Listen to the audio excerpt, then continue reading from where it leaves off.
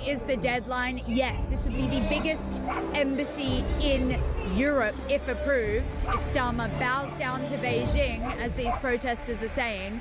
Behind me you can see nobody wants this. No depression at borders!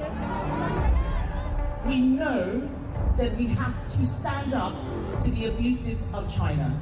And what worries me is that we have a government right now that seems to be scared of China. What are you doing here at the protest? That's an interesting sign you've got there. Clearly you're not a fan of our Prime Minister Keir Starmer. Why is that? He's kowtowing to the Chinese government, right? A dictator regime. Robert Jenrick defected to Reform yesterday. He called the Conservative Party and Kemi Badenoch a leader with no backbone. She's obviously shown up here today and done a speech. It's kind of unprecedented to have that sort of flagrant support. What did you think about her speech and her backing this? I think any party backing our cause, like going against the building of the embassy, I'd say we welcome them. Why are you here today? So I'm Tibetan and I'm here to oppose the Chinese mega embassy being built here. Unfortunately, we think the UK government might allow this to happen, and I think it sends the wrong message to people who have been oppressed by the Chinese government, who are still being continuously oppressed in free countries. There are lots of Chinese decisions which are being followed by Chinese police states. Now, we know that there are plainclothes Chinese policemen potentially in the crowd, so a lot of them want to stay anonymous, which is very understandable. Why are you here today? Because it's very simple. It's no mega embassy, and this is absolutely unacceptable because, you know, this is a very peak area, and I don't think any one of the country they will have choose one of the peak area, prime area, and make it to their like one of the, I think it's the biggest embassy in Europe. So this is absolutely unacceptable. This government is engaging with China confidently and pragmatically and challenging them where we need to. Because for our security, our economy and our climate, China matters. Everyone is saying Starmer is bowing down to an authoritarian regime. He is meant to be a human rights lawyer. He clearly doesn't care about giving China all the power in the United Kingdom.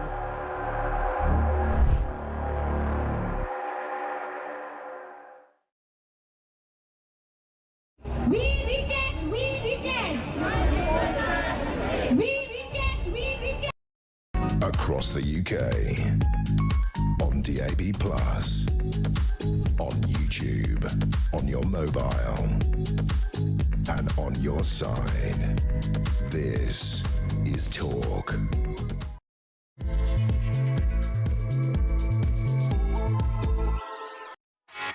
Happy Saturday, one and all. This is Talk Breakfast. I'm Mark Dolan, and a big 4 hours to come.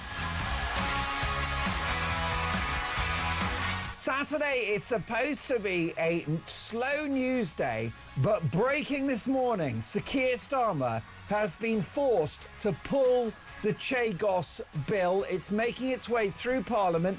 It's in the House of Lords, and it's dead in the water.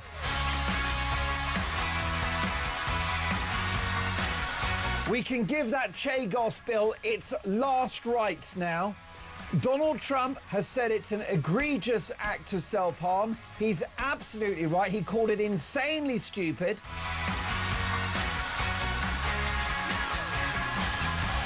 Well, it looks like Chagos has proven to be the complete violation of a very ancient treaty that we have with the United States. And therefore, thanks to the intervention of Donald Trump, it looks like we are not going to have the most egregious sovereignty sell-off in 100 years. Chagos is dead.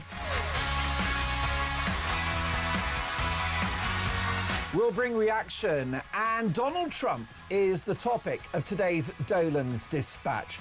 He says a lot of crazy things. I'm not going to defend the Afghanistan remarks. They were wrong, ignorant, insensitive, historically inept, not true. But I judge people by their actions. And based upon everything that Donald Trump has done in relation to the United Kingdom, has been far better for our national self-interest than anything that's happened under the watch of Sir Keir Starmer. Donald Trump, a better friend to Britain than our own Prime Minister. That is today's Dolan's Dispatch at 9 o'clock. It might get me cancelled. It might get... I can't throw away the newspapers because I need them. It might get me cancelled. Good.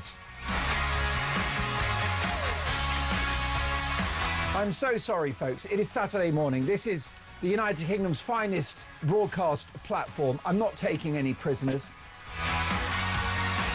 The bosses have given me this platform, and oh boy, am I going to use it. So much news this morning. What about this from Reform UK? The Daily Telegraph exclusively reveal that Nigel Farage is putting together his shadow cabinet for power. So hear this at 6 minutes past 6 in the morning. Zia Youssef, Home Secretary. Nadine Zahawi, Foreign Secretary. Robert Jenrick, Chancellor. So Farage is putting together his top team. Here's my simple question to you on a Saturday morning at 6 minutes past 6 on Talk. Can reform save Britain? 0344 499 1000. Text the word TALK in your message to 87222. You can also leave us a voice note. We love the voice notes.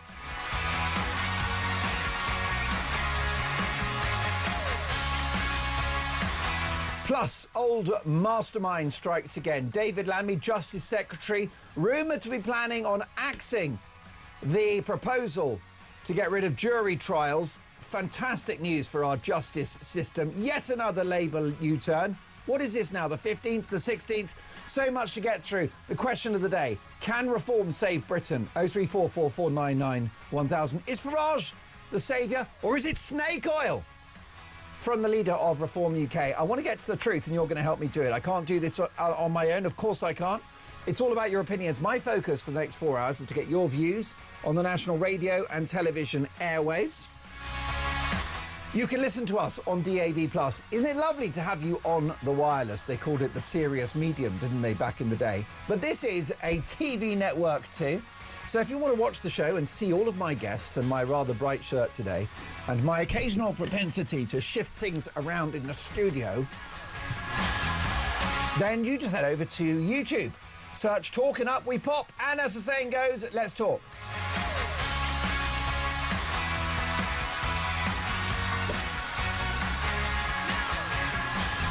How do you like the music on the show, by the way? We've been riding that music bed. That was, I think, 6 minutes of music. It's going to cost us a fortune. That is a band called The Struts. And I think we're paying them a very, very small fortune in order to kick off the show at the top of every hour. I'm inspired by one of my broadcasting heroes, Alan Brazil, who's famous for the long music bed. Quite often, you get an hour before he actually speaks. Good morning. And let me say good morning to you. Your Saturday starts here. This is Talk Breakfast, and so many front pages in front of me, and so many big stories. First of all, the Times newspaper, anxiety to cause a lost generation on benefits. Britain is writing off a generation of young people with normal mental health conditions such as anxiety and depression to a life on benefits. Alan Milburn, the former Labour cabinet minister, said that Britain faced a lost generation of nearly 1 million people aged 16 to 24 who were not in employment, education or training. Milburn was commissioned to conduct a review into the 1 in 8 young people known as NEETs, that's N-E-E-T-S, who fall under this definition and will report in the summer. This is quite a shocking story. So we're talking here, folks, about 1 million young people who are so depressed, so anxious, they cannot work. They can't leave the house. They're stuck in bed. They're on their computer. They're on their smartphones. This is ridiculous. Don't talk to me at 9 minutes past 6 in the morning on a Saturday about anxiety, because one of the big stories of the day, Engineer Dave, is about Donald Trump's ignorant remarks on Afghanistan, which were wrong and historically inept.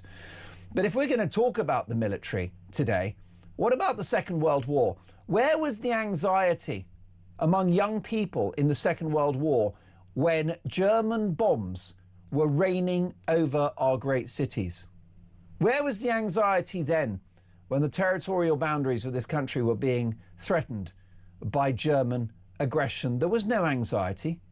people prepared for war. They served in the war. The women worked in factories with munitions. We recycled steel and all sorts of other metals. We were actually cutting down garden gates and melting them so that we could have weapons to defeat Germany. There was no anxiety then. There was no anxiety when people were living in underground tube stations in order to not perish at the hands of a mortar bomb. Where was the anxiety then? Seriously, folks, there's a massive problem in our education system. Now, my kids are both at secondary state schools here in the capital. They do a good job. I like the teachers, I like the school. It's a good example of the public sector.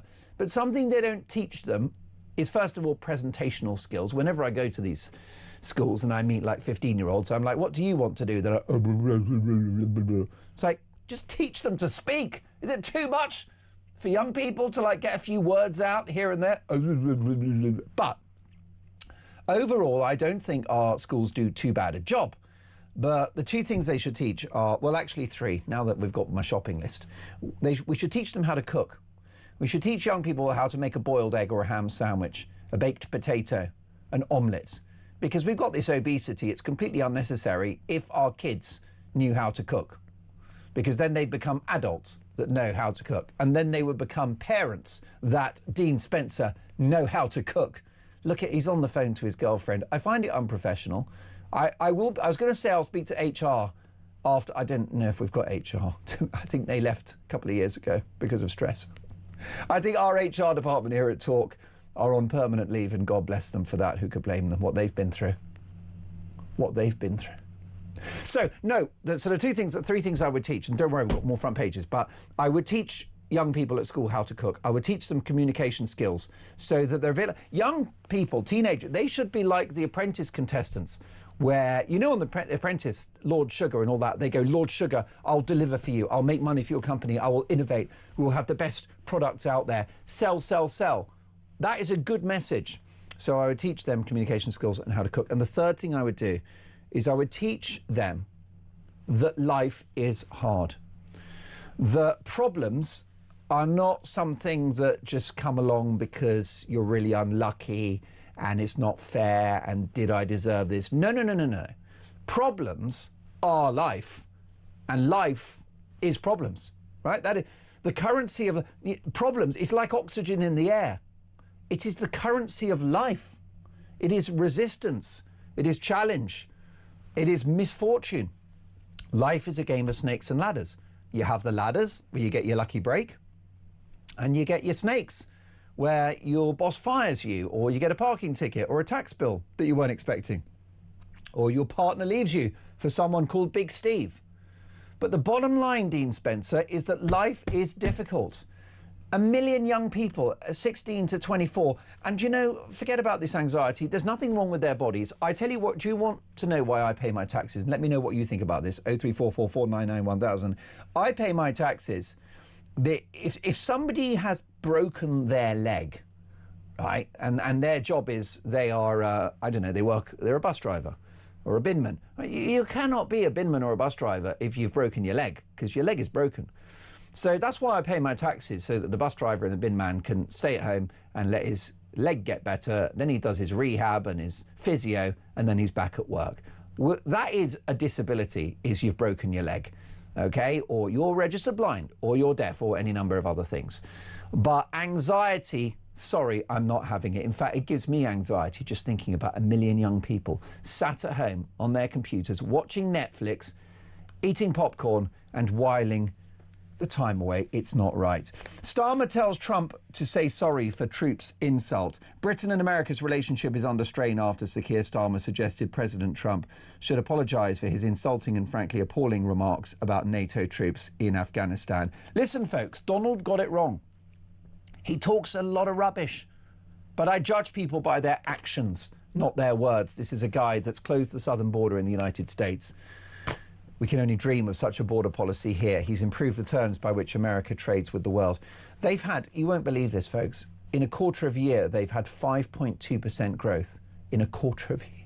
They've had 5.2% growth in 3 months. We can't get that in 3 years under Rachel from Accounts.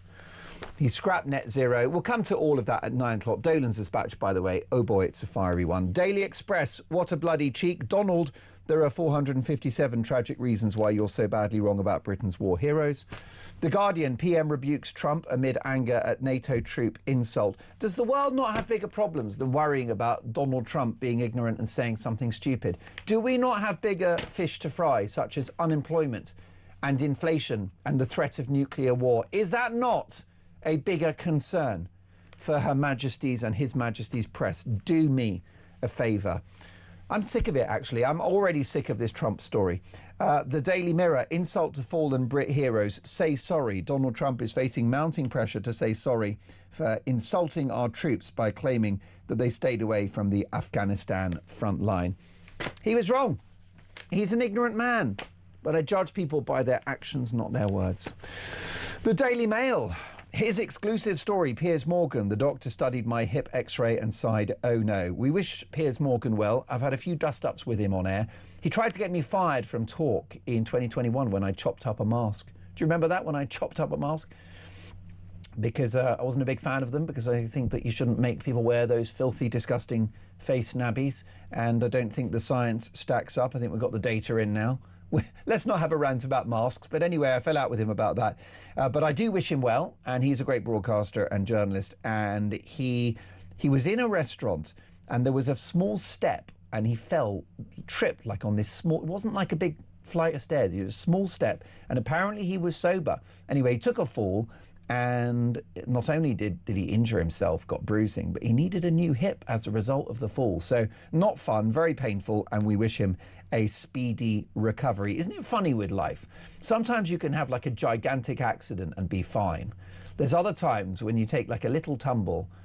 I was doing the duvet I was doing a spring clean because I'm very house proud. Mrs. Dolan, she's phoning it in, but I'm very house proud. And I was putting a duvet into the duvet cover a couple of years ago. And you know how they can be, it's quite hard getting the duvet into the duvet cover, isn't it? And I just shoved the material, the duvet itself, into the cover, and I felt this click in my finger, right? There was no pain. Anyway, I completely broke the tendon in one of my fingers, but it was so completely trivial. It was such a like blink and you'll miss it moment. I didn't feel a thing, but I had a wonky finger. And God bless the internet and Dr. Google, because I just thought, well, this doesn't hurt. It's a wonky finger. I'll go and see the doctor in a day or two because I was quite busy. I'm a busy person. Anyway, I Googled and they said, you've got to go straight to A&E because if you don't straighten that finger now, it will be bent forever. And I don't want to be bent forever. And they put it in a stitch and all the rest of it and made it straight, and the rest is history. But yeah, so it's funny, you know, sometimes you get a minor thing and it's really serious. Other times you get a serious thing and you're absolutely fine and you don't get injured at all. I've got my old maths teacher. He reached for the remote control and put his back out. Have you heard about that, Dave? He just was a really fit, healthy guy called Mr. Thomas, very nice man. And he just leant forward to get the remote control, bang, back gone, off work for 6 weeks. And it wasn't anxiety, his back was literally done, he couldn't stand up straight. The Sun newspaper, it's her or me, exclusive, what Butler saw. Nicola Peltz gave husband Brooklyn Beckham an ultimatum after feeling upstaged by his mother Victoria at their wedding. It's me or her, you can't have both. The drama is that David Beckham's son, Brooklyn, got married to this young American actress whose father, rather conveniently, is a billionaire. Nice work if you can get it. And they got married and it was the first dance. And unfortunately, the DJ invited Brooklyn and Victoria onto the stage. So the young girl missed her first dance with the husband. Not the best look for Victoria to crash in there and do the first dance. But again, does the world not have bigger problems than this? The I Weekend, Labour left plots against Starmer and Streeting. Well, this is our other big story that Dean is very keen to us to talk about this morning, and he's absolutely right, which is Andy Burnham on the march, right? This guy has got what the Americans call the big mo. He's got momentum. Andy Burnham wants to be our Prime Minister, and do you know something? He may well become Prime Minister within the year, because Angela Rayner, the ginger growler herself, is reportedly very supportive of his plans to return to the House of Commons. Angie's on board. Could she be his running mate? Burnham, leader of the Labour Party, Angela Rayner, Deputy PM and maybe Chancellor, may God help us, or Foreign Secretary. Anyhow, Burnham, so I've got a question to you this morning. I've got two big questions. Can reform save Britain? The other question is, would Andy Burnham be a better Prime Minister than Keir Starmer? Last but not least, the Daily Star, showbiz exclusive, Claudia's Traitor's Secret, TV hosts behind-the-scenes tan trick. Claudia Winkleman revealed her secret to the success of TV hit The Traitors as the nation came to a standstill for the finale. And apparently the secret is she uses fake tan. If that's not news, I don't know what is. Folks, so much to get through. It is 6:20. Next up live in the studio, one of my favourite political commentators. This is my question for you, right? If you're just joining us at 6:20, it's been revealed by The Telegraph that Robert Jenrick will be Reform UK's shadow chancellor. So Farage is getting his top team ready for government. Can reform save Britain? This is Talk Breakfast.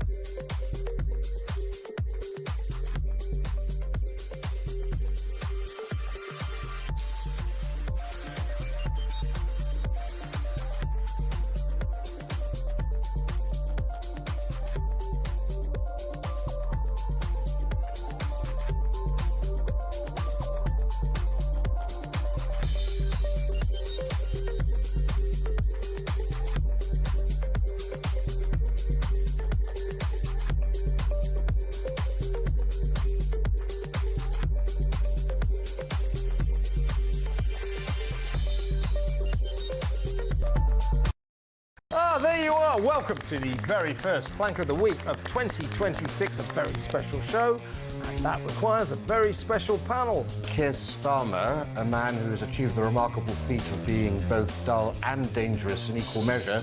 We know when Keir Starmer gives his full confidence in someone that is the kiss of death. That was the case with Peter Mandelson and Angela Rayner, and now he's given full confidence in himself, saying, I will be here till 2027. Don't miss Plank of the Week with me, Kevin O'Sullivan, on Talk every weekend.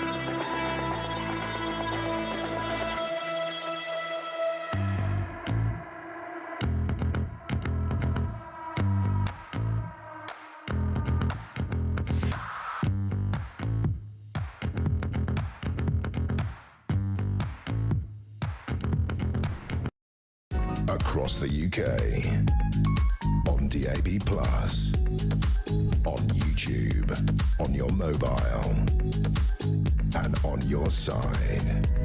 This is Talk.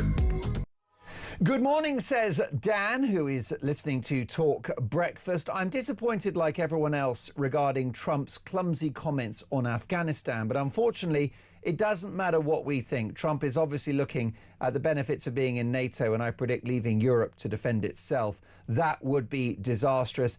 Lisa in Northern Ireland. Good morning, Lisa. How are you? Thank you for watching the show. Lisa says, good morning, Mark. I agree regarding Trump. It was very disrespectful and incorrect what he said about NATO troops, but he's just showing his ignorance. Give me him over Stasi Starmer any day.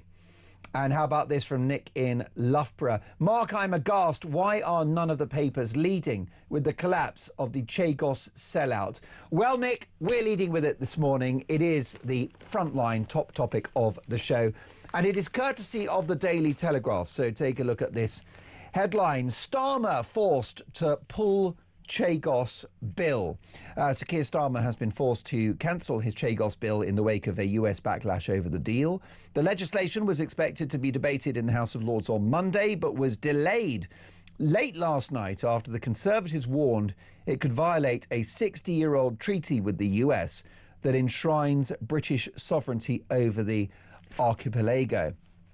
Donald Trump turned against the Chagos deal earlier this week, saying that Britain's plan to hand the Indian Ocean territory to Mauritius was an act of great stupidity. Under the terms of Sir Keir's deal, the UK would hand over this region to Mauritius and lease back the Diego Garcia military base, a facility built there in the 1970s that's been used by UK and US forces. Now, the Tories have warned that this agreement would break a 1966 treaty between the UK and America that asserts Britain's sovereignty over the islands and is meant to ensure they remain available to both sides for defence purposes. So, Chagos, dead in the water at 6:26 on Talk Breakfast. Let's get reaction from one of my favourite broadcasters, political journalist and author, Emma Trimble. Good morning, Emma. Good to be with you, Mark. And we start with good news on a Saturday. No one likes this sovereignty sell-off, do they? This is a massive act of self-harm, strategically, economically and much besides. There is absolutely no excuse for it, or there was absolutely no excuse for it. And it's just so nice, isn't it, to have some good news for a change? Yes, it is. And, you know, we criticise Keir Starmer for his circular U-turns, constantly going round and round. But finally, you know, a good decision. And, you know, thank you, Mr. President, for putting this pressure on him, because this would have been a great act of betrayal. Well, indeed.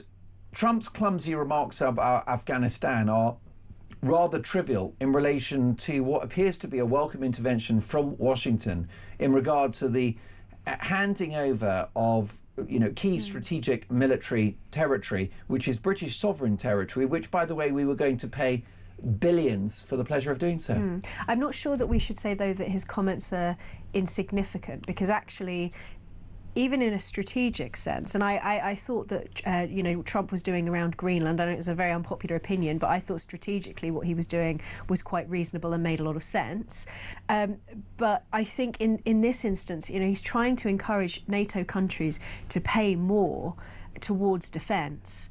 If you then go and you say something as deeply insulting and incorrect and awful as this, we had over 457, I think it was, servicemen who died on the front lines in Afghanistan, and then of course countless others injured.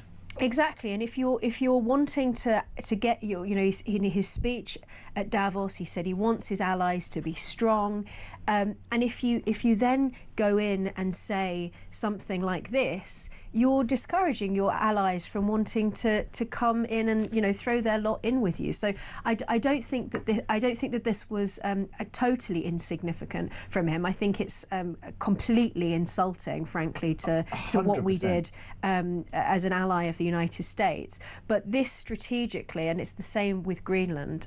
Trump is thinking on a higher level geopolitically than any other Western leader is willing to do. He's facing the realities of our geopolitical situation, the fact that we have these hostile superpowers in Russia and in China that we need to deal with. I think Western leaders have been living in the past when it comes to this stuff, which is why Keir Starmer can luxuriate in this, silly decision to surrender the Chagos. You're so right. Islands. He's been gifted a gold-plated ladder down which he can climb. Exactly. Because this whole thing is a hot mess and it's dead on arrival. It's given him an off-ramp, and yes. I mean, he really ought to take it and do so as quickly as possible. But they were doing so on the basis of the International Court of Justices saying that that we don't have a right to sovereignty over the Chagos Islands. But that's not something that we have to listen to. He just loves international law. He loves, as Lord Hermer does, always siding with the enemies of Britain.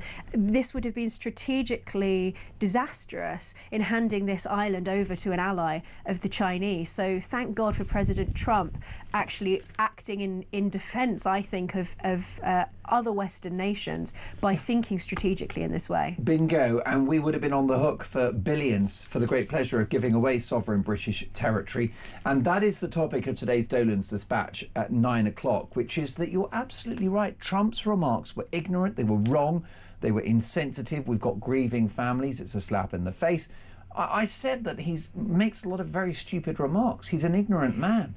But what I judge people by their actions. And, you know, Trump is a blowhard. He makes a lot of noise. He shoots from the hip. And yes, you're right. Diplomatically, his remarks were significant. But if Trump can actually intervene and prevent the Chagos giveaway, well, then that to me, you know, puts those Afghanistan remarks in context. And, you know, it's like we're looking at the bigger picture here, as you've said. And it's a good moment. I just feel that Donald Trump is someone that seems to be more concerned about the well-being of this country than our own leaders. Yeah. This is a guy that said, look, why are you not drilling for oil? You have the most amazing oil resources, oil and gas, on your own shores. He said, why are you allowing mass immigration? You're not going to have a Britain. You're not going to have a Europe anymore. He said, why are you giving away sovereign territory like the Chagos Islands? Why are your taxes so high? And this is a guy that seems to care more about Britain than our own Prime Minister. Yeah, Donald Trump thinks in a, you know, politically in a way far above and beyond the way that our own leaders do. When you hear leftists saying things like, oh, Donald Trump is talking our country down, Donald Trump doesn't love... It's the same with J.D. Vance, when J.D. Vance did that speech at the Munich Security Conference and people were saying that he wasn't being a good ally of European nations because he was being critical of us. They're being critical friends because they care about us, because they see this as a civilizational issue and they don't want the United States to be, you know, as a civilization, the West, isolated, because they're worried about immigration, they're worried about instability in European countries, they're worried about the fact that we don't take our own defence seriously, and we're just allowing ourselves to be like sheep left for the wolves when it comes to this hostile situation that we're now living in. I think we really need to wake up to the fact that we're not living in the 90s, we're not living in that period where people just believed that liberal democracy was the future of mankind. That's not the world we're living in. And I think Donald Trump sincerely loves and cares about Britain. He's always talking about his Scottish roots. J.D. Vance clearly is somebody who really feels, you know, very passionately about European countries, European culture, and our well-being. They have our best interests in mind, but the problem is that our leaders don't. Well, most definitely you're right about that. He cares, Trump, about the fact that Europe has, you know, pursued some very unsuccessful economic policies, which means that we don't have the cash, the resources to actually defend ourselves. That's not America's job, it turns out. He's worried about the madness of net zero, which actually empowers and invigorates China. He's worried about giving away sovereign territory. He's worried about the open borders, and he's worried about free speech. And you've just got a White House that seems to be batting for the British national interest at every turn. It's fantastic news on the Chagos Islands. Let's take a listen to this voice note from Pete. Take it away, Pete. Now that the Chagos deal is not going ahead, all that huge amount of money they were going to waste, can that now be spent on the elderly in this country or on the needy? But where would that go? They'll probably find somewhere else abroad to send it like they normally do, typical Labour. Listen, thank you very much for that. Where will that money go? It will disappear down the Swanee, won't it? Coming up, massive news. The Telegraph have got the inside story on Nigel Farage's plans for government with quite a significant development. We have the person that we think will be the Shadow Chancellor. All shall be revealed next.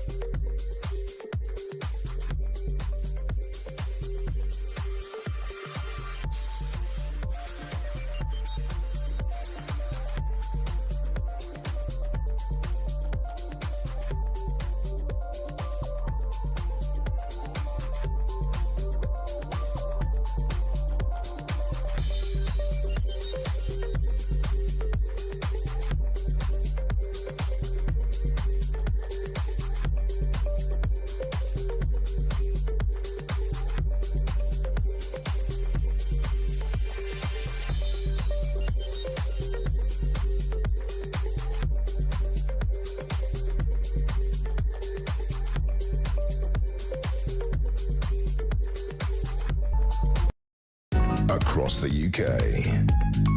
On DAB+, on YouTube, on your mobile, and on your side. This is Talk. Now listen, we're going to get to Reform's shadow cabinet in just a moment, but I'm delighted to say that my brand new favourite show is Talk Women, and it's back with a new episode featuring the excellent Samara Gill, Layla Cunningham and our very own Emma Trimble, who's in the studio with me this morning. Take a listen. Like, we were all just mates, we were all just Londoners, we weren't just all in a different demographic box. You know, he divided and conquered. And so I want to unite and not conquer. I want to give London back to Londoners. And it's so in a sad sense, I'm not surprised that this has happened because the bar is so low. They were all booing him. People were saying, you know, swearing at him, etc. So there is a real hatred for Khan. People have accused him of being an unscrupulous nepo baby, and he really is. I mean, the man, I wish he had talent, It's but also, unfortunately I think, doesn't. Talk Women, available now on YouTube. Was that fun to record? It was so much fun, and it was the first time I'd met Layla and Samara, and they're both so unbelievably talented and formidable, so it was great fun. Well, they are, and they talk a lot of sense as well, don't they? Well, Layla Cunningham, of course, Reform UK's candidate for the London mayoralty. She hopes to unseat Sadiq Khan. Well, the Daily Telegraph have got quite the scoop, and they believe they have the key movers and shakers in Nigel Farage's shadow cabinet. He's putting together his top team for government, and according to Ben Riley-Smith, it appears to be that Nadeem Zahawi, who of course is a recent Tory defector, he'll get Foreign Secretary. That was almost a Freudian slip there, Mark. Is he a defect? He might be. So you've got Nadeem Zahawi, Foreign Secretary, Zia Youssef, Home Secretary, and Robert Jenrick, Shadow Chancellor. Your reaction? My first thought was, I wonder what the internal dynamics are like within the people who had been there before these Tory defections happened, because I think probably, I mean, I don't know this with any certainty, but I would have just assumed that somebody like Richard Tice, having led the party and being so interested in issues to do with business and economics, would probably have wanted to have that role. He's now slated for a role as business spokesman. I think that's how they're framing it, because they're not the official opposition, so it's not really a shadow cabinet in the real sense. But yeah, Robert Jenrick as shadow chancellor. Nadeem Zahawi is an interesting one for shadow foreign minister, or however you want to put it, or foreign affairs spokesperson, because he's very, very sound on the Muslim Brotherhood.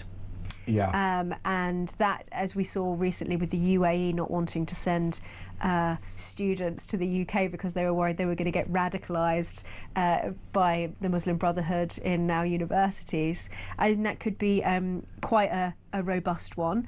But of course, a lot of people are critical of Nadeem Zahawi for many other things, including his role as vaccine minister, things to do with vaccine passports.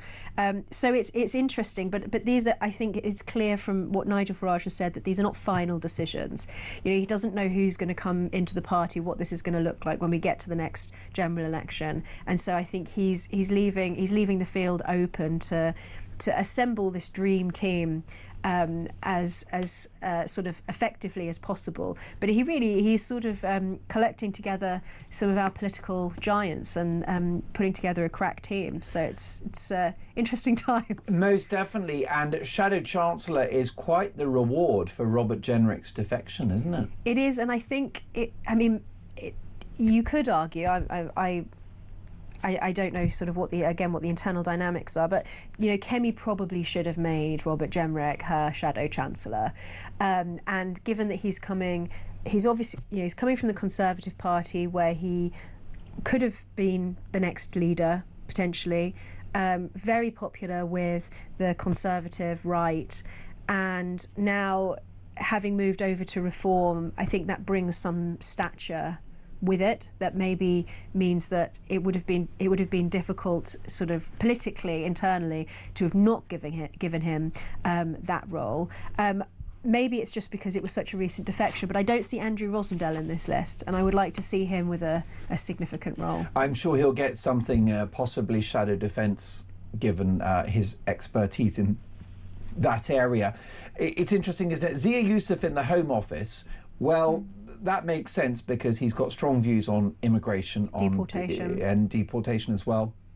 And also, is it politically easier for a British man of ethnic origin to be tougher on immigration than someone that isn't? We sort of saw that with Suella Braverman and with Priti Patel, but They can't be called racist, can they? But it didn't actually lead to the goods, did it? So I don't think that that is the decisive factor in whether or not you can. I mean, also because this would be a theoretical reform government. So I don't think you could use that as a. People would still just accuse them of being racist. Well, that's right, but this is the issue that the critics of reform have, is that they're going to try to characterise it as far right and as racist, and Lisa Nandy implying that it was a potentially fascist movement. Well, good luck with that, given the multi-ethnic nature of the party's composition, the supporters, the grassroots, and now, by the looks of it, the shadow cabinet. And of course, there are people on the right who are critical of it because they think that it is giving too much prominence to ethnic minority politicians. Having Layla Cunningham, for example, running for Mayor of London, there are some people who have a problem with that. So Reform are going to get it from all sides on this. But the important thing is that they get the job done if they are in a position to do it. And we know with the civil service that this is an uphill struggle. Just being in that role doesn't mean that the battle is won. The battle is internal within these ministries, and I'm sure that this is something that Danny Kruger, for example, is looking at when it comes to making plans to make sure that they hit the ground running when they get into office, and they have something a little bit more like Trump's second term rather than Trump's first term, where they had to find their feet. And I think this is also why they're bringing over so many people who have had ministerial experience. Of course, Robert Jenrick has had some time in the Treasury as well. Nadim Zahawi, former Chancellor, is bringing some of that experience. So I think that they're maybe trying to balance keeping the Reform brand separate from the Conservatives, whilst also making the most of having that ministerial experience brought in so that they can be as effective as possible when they hopefully do get into government. And the two important posts are Shadow Home Secretary, because the great promise of a Reform UK government would be to stop the boats and to drastically reduce immigration overall down to the tens of thousands, maybe even net zero immigration. So that's something that would be the goal of Zia Yusuf, but also very importantly, Reform's sums have to add up. And that could be perceived as their policy Achilles heel at the moment. There are some Tories, including Mark Jenkinson, who I interviewed a while ago, who describe Reform as a sort of quasi-socialist political party because of their plans to, at the time, scrap the two-child benefit cap, to raise the tax threshold at which you start paying tax quite drastically, which will cost billions. And many people are saying, look, their sums don't add up, and that's something that will be in the in tray of Robert Jenrick to make Reform a more economically coherent offer. Well, I don't think that really sticks, given that, I mean, obviously Nigel Farage has a long career in politics, but he had previously worked in the city. Zia Yusuf is a businessman, Nadim Zahawi is a businessman. They are quite business-minded as a party when you compare them to, and also Richard Tice, when you compare them to the Conservative Party, and the Conservative Party elevating people to particular roles that they don't have any real experience to qualify them for. I don't really buy the idea that they would be, somehow economically frivolous. Now, of course, they do make certain, there are some of their suggestions of nationalising certain utilities and things like that. And this is the reason why Anna Firth laid into Andrew Rosendale, who's a Thatcherite, for saying that it makes no sense that you would go over to Reform because Reform are not a Thatcherite party. But I think that from their perspective, they're trying to solve problems and they're not being highly ideological about it. And I think sometimes the Conservative Party have been a little bit hamstrung in being too ideologically committed to a certain line of policy thinking. Now, I don't necessarily agree with all of the policies that Reform have set out. I'm not sure really what I think about nationalisation, but they're thinking about each of these problems, it seems, as they come to them. You know, they're trying to think of how they're going to improve the situation as they have received it. And I don't see that they are, any less qualified than the Conservative Party, and certainly a lot more qualified than the Labour Party. And if they do become the next government, then God knows what kind of nightmare they would be inheriting economically. But as you say, Zia Youssef as the effectively shadow Home Secretary, arguably that is the most important role for reform, because I would assume that most of the people who are supporting reform want lower migration. They want the borders controlled. Robert Jenrick was talking just yesterday about sending boats, the Navy out into the Channel to secure our borders. I think that's the thing that people are most concerned about. Obviously, as the economy gets worse, people will be more and more concerned about that too. But I think that arguably is the most important role. So this is a real sort of doozy for Zia Youssef. What do you make about this from Guy in Oxford? Good morning, Mark. I'm afraid I think Farage just lost all integrity for me. Tice is the Reform Chancellor. That is not playing to your strengths. That's selling out. Jenrick is in, great, but Chancellor, he's a lawyer. If I were Tice, I would leave the party. Poor move. That was the electric Kool-Aid acid test. Never compromise, especially with the economy. Some people will share Guy's disappointment at the idea of Jenrick as Shadow Chancellor when perhaps Tice had his name on the trophy. I've seen a lot of people on social media commenting this morning and late last night saying effectively just that, feeling that this is somehow disloyal to Richard Tice, as I say, because he led the party as well. So I think a lot of aside people gracefully before the election. I think a lot of people are thinking along the same lines, and it also, in the last couple of weeks since the defection of Nadeem Zahawi, people have been expressing their concerns. Reform supporters have been expressing their concerns that this is a bit Tory 2.0, that you can't have an open border policy to the Tory party to have any defections, whether the Tory was on the left of the party or the right of the party. Presumably they wouldn't bring anybody in. I don't think Nigel Farage would bring in anyone who doesn't agree with what Reform are doing, so they're not going to be bringing in the Tory wets. But I think that the problem with the Conservative Party is that the extent of their betrayal is such that the core issue is trust. And I think that the accusation of Reform becoming Tory 2.0, or the fear that it could become that, is the concern that actually this could undermine trust in Reform, because if you have too many Tories that people don't trust, then that lack of trust just gets moved over to the Reform Party. But I'm sure that is something that they're considering, that this is a fine line that they need to walk. They're not going to welcome absolutely anyone in. I mean, the defection of Andrew Rosendale is as far as I'm concerned, a no-brainer. He's the most patriotic man in Parliament, the best constituency MP, I think, in any of our lifetimes. His constituents absolutely love him. He was Reform before Reform. So a defection like that does nothing except add to the party, and I think people will see it that way. But like I say, it is a careful balance that they need to, tread a very fine line on this. Most definitely. Well, listen, so many messages coming in thick and fast at 6:49 on Talk Breakfast. A very concerning headline in The Times. Anxiety to cause a lost generation of young people to a life on benefit. Jackie says, good morning, Mark. Regarding the young and anxiety, we locked them up for 2 years and withdrew their schooling. Told them that they'd kill Granny, then kept them in a mask for 7 hours a day.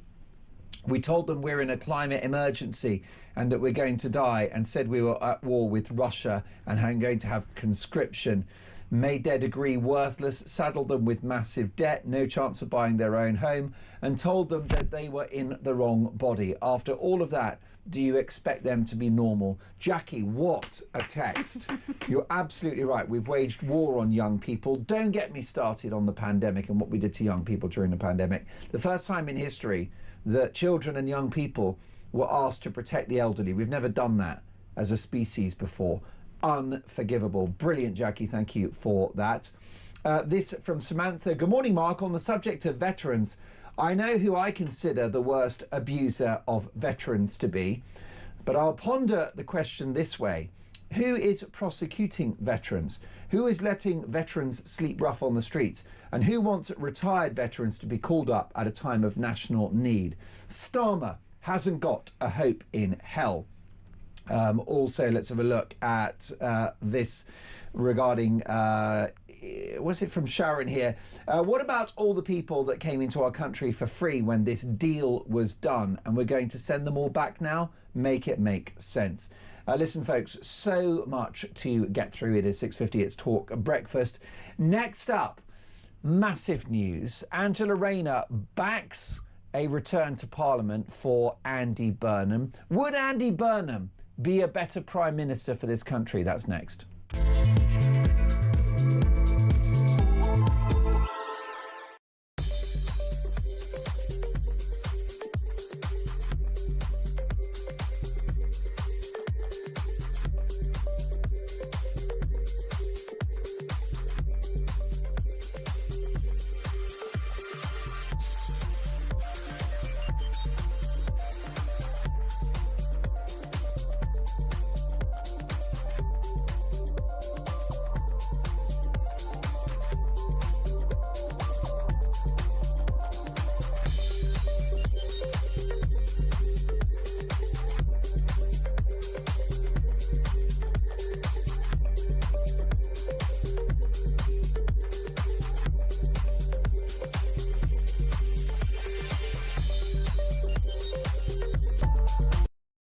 There you are. Welcome. I have a message tonight for the incredible people of Greenland. And if you choose, we welcome you into the United States of America. That is why I said the use of tariffs against allies is completely wrong. You know, the fact that they had a boat land there 500 years ago doesn't mean that they own the land. We're not going to have Russia or China occupy Greenland. So we're going to be doing something with Greenland either the nice way or the more difficult way. Any decision about the future status of Greenland belongs to the people of Greenland and the Kingdom of Denmark alone. Across the UK, on DAB+, on YouTube, on your mobile, and on your side. This is Talk. Well, it's quite a big development. Robert Jenrick, potentially to be Shadow Chancellor in Nigel Farage's shadow reform government. Colin says, hey, Mark, wake up and smell the coffee. Don't you think that Nigel and the rest of the team all had a discussion first about who's getting certain positions when they get into government? Nigel is setting his stall out and preparing. Well, here's a voice note on the issue of Robert Jenrick as Reform's Shadow Chancellor from Matt. Matt in Brighton here. Now, Jenrick as Shadow Chancellor, do me a favour. Nigel is only doing this to keep him happy. He is not going to go anywhere near Chancellor. He studied history at uni, and then he was a solicitor and did corporate law. He's never worked anywhere near finance. The Chancellor is going to be someone from outside the gravy train of MPs, from a top banking desk or finance within private equity or hedge fund world. It's going to be somebody serious, not a little MP that studied history. But he'll keep him happy by letting him think he's going to be Chancellor, and he can walk around Westminster and say, I'm Shadow Chancellor. But it isn't happening, Jenrick. Matt, what a brilliant voice note. Interesting, Emma Trimble, because it's true that notwithstanding that he doesn't have an entrepreneurial background or any experience in the city or finance, Robert Jenrick has also had precious little to say about the economy. Now, he was Shadow Justice Secretary under the Tories, and I understand that wasn't his brief, but he's come off his brief quite a lot when he was in the Conservative Party. So it's true. It doesn't feel like a natural fit, does it? Yeah, I mean, he did, like I say, he did spend some time in the Treasury, but it isn't the most natural fit, given that Nadhim Zahawi was already Chancellor. So I think it's very funny that he called him a little MP. It does make sense, I think, for Nigel Farage to bring in somebody who has really extensive experience and has the kind of brain power to be able to do the role well. But he's not he's not sealing the deal now. He's keeping his options open. It's a long time until the next general election. A week is a long time in politics. You don't know what's going to happen.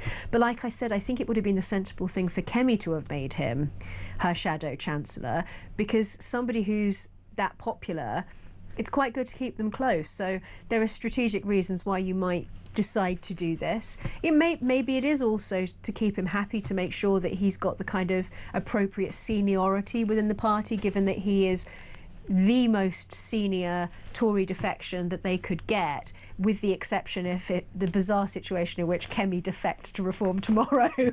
So I think probably it reflects that. I don't think it is just that he's doing it in order to keep him happy. I think it's a standard thing to do, which is why it was surprising that Kemi didn't do it herself. Angela Rayner is set to back Andy Burnham's potential bid to return to Westminster. The former Deputy Prime Minister will use a speech at Labour's North West Regional Conference today to back Mr Burnham being allowed to stand in the Gorton and Denton by-election. Allies of Sir Keir Starmer suggested they would block any attempt by the Manchester Mayor to put himself forward. Mr Burnham must decide by 5 p.m. today whether to stand in the by-election. This is a big moment for the governing party of our country, isn't it? Lord save us from Andy Burnham. He's been enough trouble as mayor. I mean, it sort of... Yes, but it pales in comparison to everything else that's going on, doesn't it? It seems like a very political bubble story. Yeah, well, I mean, the question you've got, it's the very real prospect that Andy Burnham becomes our next Prime Minister, because if he gets into the House of Commons, he starts to look like the heir apparent, because he's an experienced politician, a relatively popular Manchester Mayor, notwithstanding your concerns about his tenure there. It's quite often a good platform from which to achieve high office. The local mayoralty. Look at Boris Johnson. Sadiq Khan has got his power base in London. Fiefdom, I think is the word you're looking for. Yeah. I think if Khan, I don't like Khan, but I think if he was in the House of Commons, he'd be straight in the cabinet, because that's the status, the elevated status of having been a regional mayor. So the issue you've got is, this is a major headache for Starmer. If Burnham decides he's going to run, he'll probably win that seat. It's in the North West, which is his home turf. And then he's a major headache, sat there on those green benches as Britain's potential saviour. Yeah. I mean, if he runs, presumably he will be elected, because he is so popular. And like you say, who are the contenders that could potentially defenestrate Keir Starmer? Is it maybe Ed Miliband? Angela Rayner, perhaps? I mean, it's surely not going to be Rachel Reeves. He's managed to cling on for dear life despite, managing to not sack her with every single disastrous budget that they've done.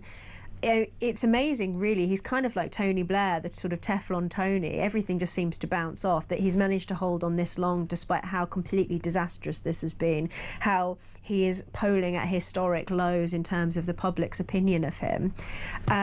He's obviously going to be very aware, very keenly aware of the chance that he might be, chucked out of his role. And also the fact that there have been rumblings at various points. They've just managed to keep the lid on various backbench rebellions over different issues.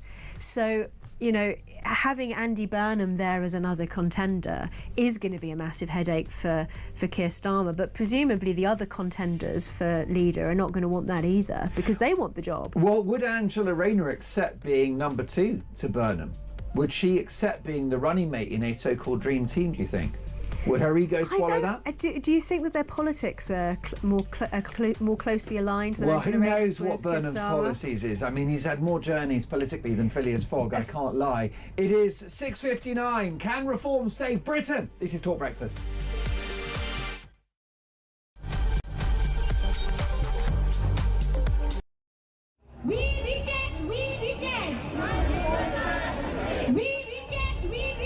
Behind me is the highly controversial location for the proposed super embassy. Tuesday is the deadline. Yes, this would be the biggest embassy in Europe if approved, if Starmer bows down to Beijing, as these protesters are saying.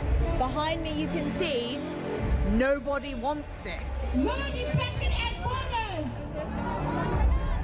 We know that we have to stand up to the abuses of China. And what worries me is that we have a government right now that seems to be scared of China. What are you doing here at the protest? That's an interesting sign you've got there. Clearly, you're not a fan of our Prime Minister Keir Starmer. Why is that? It's kowtowing to the Chinese government, right? A dictator regime. Robert Jenrick defected to Reform yesterday. He called the Conservative Party and Kemi Badenoch a leader with no backbone. She's obviously shown up here today and done a speech. It's kind of unprecedented to have that sort of flagrant support. What did you think about her speech and her backing this? I think any party backing our cause, like going against the building of the embassy, I'd say we welcome them. Why are you here today? So I'm Tibetan and I'm here to oppose the Chinese mega embassy being built here. Unfortunately, we think the UK government might allow this to happen, and I think it sends the wrong message to people who have been oppressed by the Chinese government, who are still being continuously oppressed in free countries. There are lots of Chinese decisions which are being followed by Chinese police states. Now, we know that there are plainclothes Chinese policemen potentially in the crowd, so a lot of them want to stay anonymous, which is very understandable. Why are you here today? Because it's very simple. It's no mega embassy, and this is absolutely unacceptable because this is a very peak area, and I don't think any one of the country they will have choose one of the peak area, prime area, and make it to their one of the I think it's the biggest embassy in Europe. So this is absolutely unacceptable. This government is engaging with China confidently and pragmatically and challenging them where we need to. Across the UK, on DAB+, on YouTube, on your mobile, and on your side. This is Talk.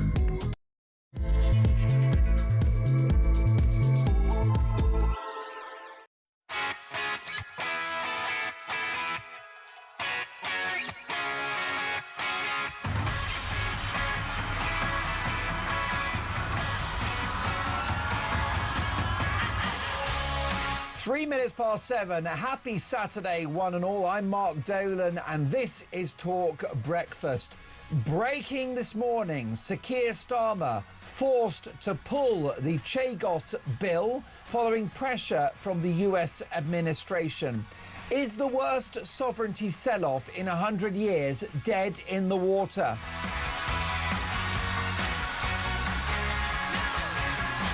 Meanwhile, also breaking this morning, Nigel Farage is said to be putting the finishing touches to his shadow cabinet, with Zia Yusuf as Home Secretary, Nadhim Zahawi as Foreign Secretary, and Robert Jenrick, the fresh Tory defector, becoming Shadow Chancellor.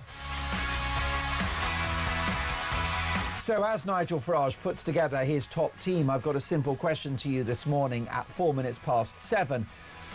Nigel Farage and Reform UK, are they ready for government? Can Reform save Britain? My number is 0344 499 1000. Text the word TALK in your message to 87222. Leave us a voice note.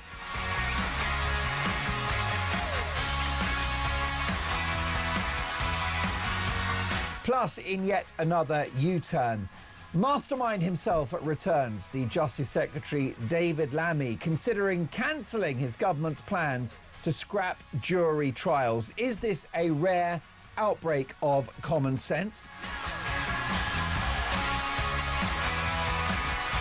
And should Donald Trump apologise for his remarks about our British war heroes in Afghanistan? Ill-informed? Absolutely. Inept? Politically disgraceful, historically wrong? His remarks were shocking. However, in today's Dolan's Dispatch, I'll be pointing out that actions speak louder than words. And in the US president, we've got someone more concerned about the national self-interest of this country than our own Prime Minister. You heard me right. But should Donald Trump apologised for his Afghanistan remarks. Once again, my number 0344 499 1000. My priority for the next 3 hours is to get your opinions on the national radio and television airwaves. You can hear us on DAB+, in-app and online, or you can watch the show and see all of our amazing guests and my rather colourful shirt. All you do, head to YouTube, search Talk, and up we pop. And as the saying goes, let's talk.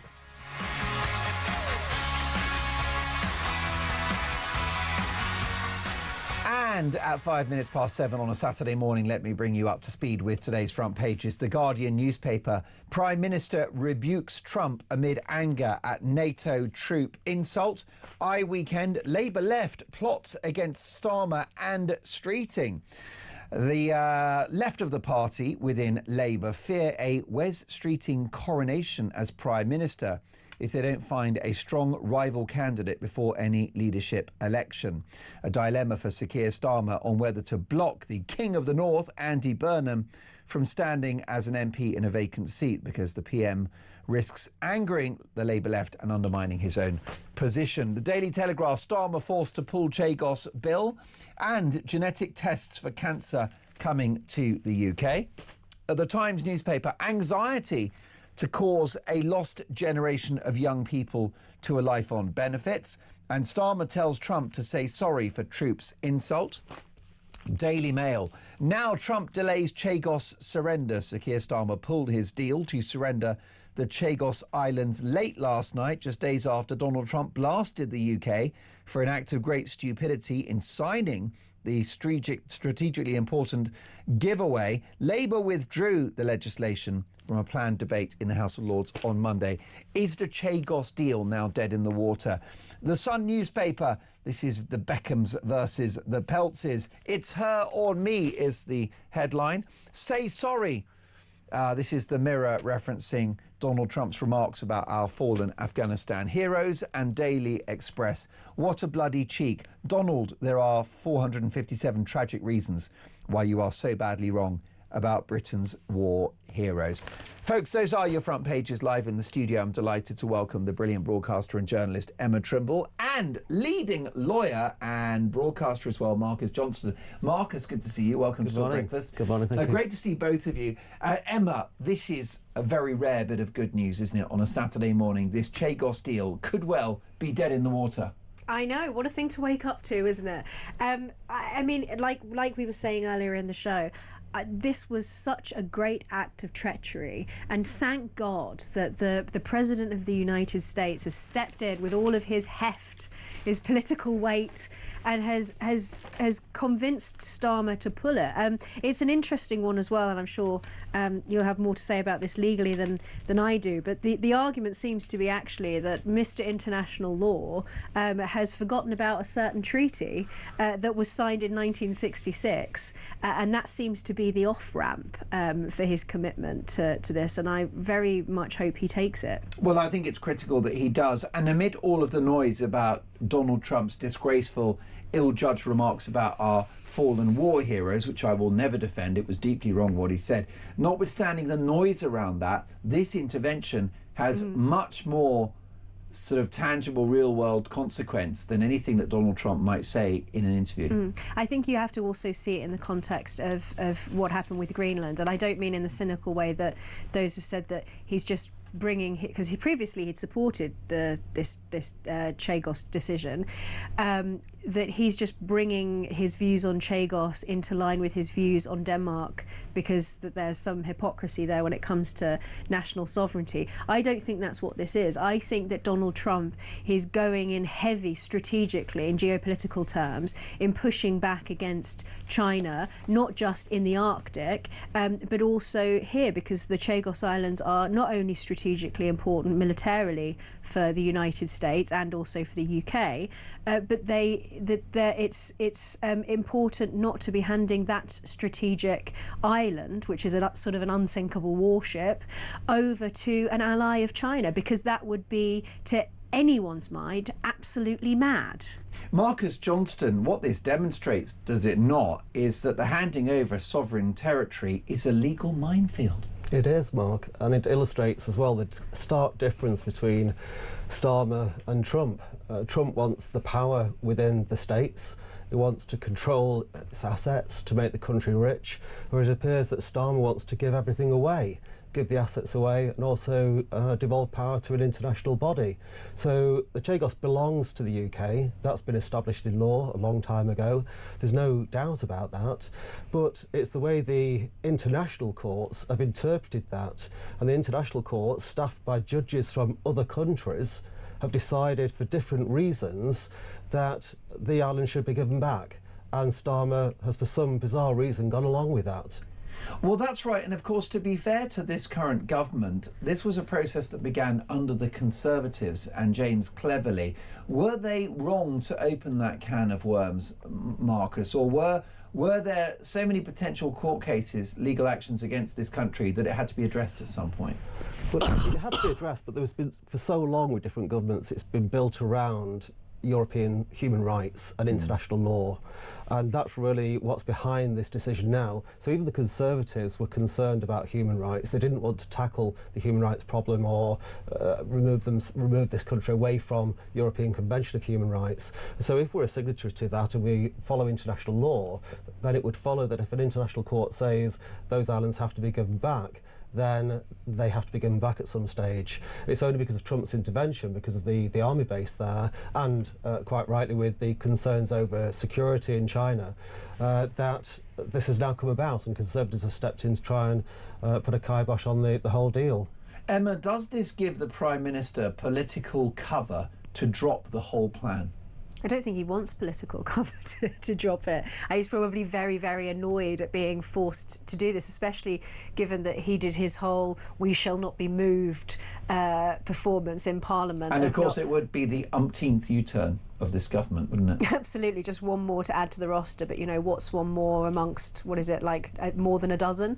But I think that, you know, this is so significant for us as allies of the United States. You know, like I said, with respect to Greenland, I think that Trump is acting strategically on behalf of the whole of the West in really making us act in our own best interests. And it's amazing to me that people are trying to paint him as somehow being an enemy of the West, because our government seems absolutely determined to, as you say, you know, give away sovereign territory, to impoverish us, to betray us, to leave us open to the wolves in a hostile, an increasingly hostile geopolitical environment. Wasn't this government trying to free us from a potential legal quagmire by handing over the islands? Who cares? Who cares? I mean, this is the thing with it. It's the same thing with the ECHR. Why are we constantly being forced by international law to betray our own interests? And I think this is the Greenland illustrates this very well, because you have all of these Western leaders saying, "Oh, but won't somebody please think of the rules-based order?" Well, what is the rules-based order if it's completely asymmetrical? If you're the only ones upholding it to your detriment, when your enemies around the world don't recognise the validity or the authority of this illusory rules-based order. And if you don't have the strength and the power to defend it, it doesn't exist. And that's exactly Trump's point. We are now past that period in history where you could take that for the global status quo. And while we've been committed and believing, almost like religiously believing in the rules-based order, our enemies in Russia and China for the last couple of decades have been manoeuvring against us. So it takes, we need a Western leader like Trump to step in and say, no, we're not doing this. You have to take the pragmatic interest to act in your decisions. And like I say, time and time again with international law, with the ECHR, we are always being asked to betray our own interests, and the British people are sick of it. We are a sovereign nation and we should make the decisions. Rules-based order, the new emperor's new clothes, says Emma Trimble. Now, Marcus, when I asked Emma whether the Prime Minister now has political cover to drop the Chagos plan, well, she said that he doesn't want political cover, and you were nodding your head. I don't think he does. I think he wants the deal to be done. He's a stickler for international law and to follow the human rights. just to maybe pick up on one thing that Emma was talking about, the decision made by the court was really made on a different basis. It wasn't asked to decide, do the islands belong to the UK? It was asked, is it fair for the original inhabitants of the island to be kicked off the island? Is it a human rights issue? So what happens is you have a decision made that the UK owns the islands, but an international court will then make a decision on a completely different basis, on a different topic, decide against the UK, staffed by judges that are not part of the UK. It's an advisory decision only. It's not legally binding as it is at the moment. And then Starmer all of a sudden wants to follow that decision. It's most peculiar. And do you not think that the actions of the previous Conservative government and this current incumbent Labour government in regard to Chagos was about making sure that we weren't stuck in a legal quagmire for decades to come? Well, is there any argument that that's what they were sparing the country the ordeal of? Well, I don't think so. I mean, we're stuck in legal arguments on many, many things for many years, on all areas of life. I don't think that's any big issue. And it's not like it's going to be more expensive than the amount we'd be paying to Mauritius for the pleasure of giving them our own island. Not at all. And Trump, if it was Trump, he would just say, go away.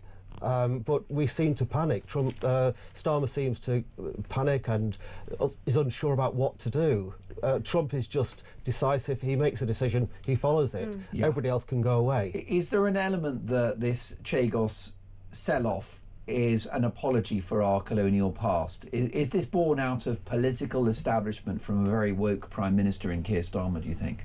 It's possible. I mean, we're seeing that on a number of issues, and I think that is a big part of it with human rights, and we're looking at the countries that have once been part of the UK. Righting so-called historical wrongs. It is, I think so. I think that's a large part of it, and that's his background, and I think that's his main concern priority here. Does this have parallels with the Church of England's bizarre plan to have slavery reparations? You know, is this the mea culpa, the hand-wringing, the modern woke left saying we're so sorry for our past? You know what the real parallel, Mark, is that it's not based on any kind of sound history, because if you look at the history of the Chagos Islands, it was colonised by the French, it was then colonised by the British, but you know, we took the decision to separate the Chagos Islands from Mauritius when Mauritius was decolonised as such. You know, this is British sovereign territory, and actually, if anything, you could make the argument that the real colonial behaviour here is giving away someone else's island, because the Chagosians have been campaigning saying, no, we're British, you can't give away our island to Mauritius. If you're going to give it to anyone, surely you let the Chagosian people make that decision themselves, and they have been campaigning against this Chagos deal because they are the ones who are being dispossessed of their land. So make that make sense, Mark. Well, indeed, and of course the US president wanted to have full control over full sovereign control over Greenland. The Prime Minister was very worried about the fate of the Greenlanders and whether they had a stay in that, but not too worried about the Chagosians regarding the Chagos Islands.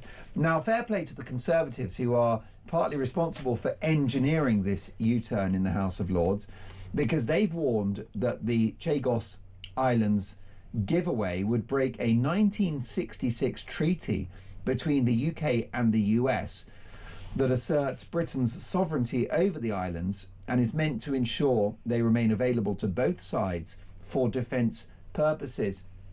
At a glance, Marcus Johnston, does that appear to be a significant legal spanner in the works for this plan? Whether it's significant is still to be seen. I don't think so. The way Labour is and Starmer, with his apparent determination to follow what he sees as international law and righting what he sees are wrongs. It's something that he has his eye on, and it will be difficult to stop. But I think the concerns with Trump and what he's saying at the moment is it will stop it for the foreseeable. Now, will it stop it forever? I don't know. Well, it's a really, really interesting observation, isn't it? Alex in Belfast says, good morning, Mark, Emma and Marcus. Great news on the Chagos climb down. But I don't think it's good enough just to U-turn. This has been months in the planning with Labour and years in the planning with the Tories and the civil service. I want to know how many civil servants will be disciplined or dismissed and which MPs will be held to account. Darren Jones, Lord Hermer, should be demoted but as a bare minimum. If this was the private sector, people would be held to account. How much has this already cost us as a country? So much more to come. Yet another U-turn in the offing. I've got the inside story on that. Mastermind himself, David Lammy, returns with a potential climb down on the scrapping of jury trials. Emma Trimble, thank you so much for joining us. Come back and see us soon. Delighted to have the senior lawyer and broadcaster Marcus Johnston in the studio with me. We'll talk about Lammy's potential U-turn on jury trials, plus police forces to be slashed in sweeping reforms. Will they work? Will they make you and I safer? That's next.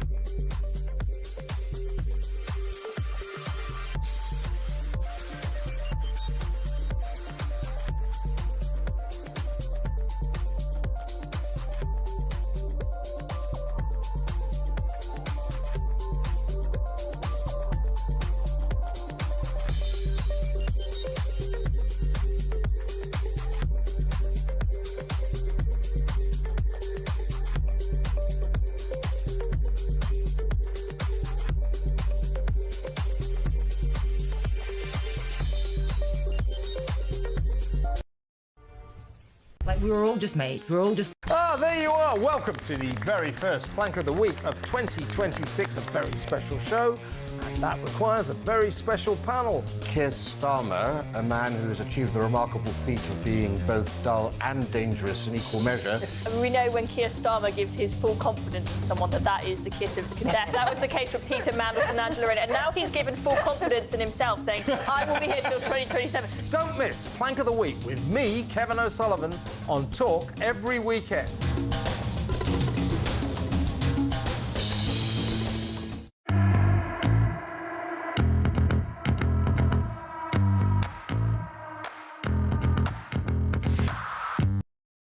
Across the UK, on DAB+, on YouTube, on your mobile, and on your side.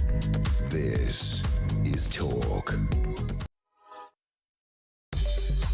Double talk, fast talk, wise talk, every day. Who do you trust with the most precious thing in a democracy?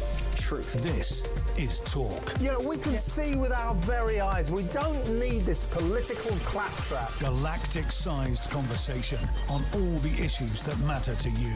This is not going to solve any of the problems that we're talking about on this programme. High-performing entertainment, off-road opinions. The home of common sense. If you've got an opinion, give it to us, right? Educate me, educate the rest of the world. It's about a democracy. It's about having your say. It's not about offending. Well-informed conversation across the nation. They think a bit more of that is the answer. They haven't got a clue. Straight talking and straight to the point. Listen, we're the home of free speech here. People say things, you counter it, you call in and say what you want to say. Get the very best conversation on DAB+, online, on the app, or watch on your connected TV. This is Talk.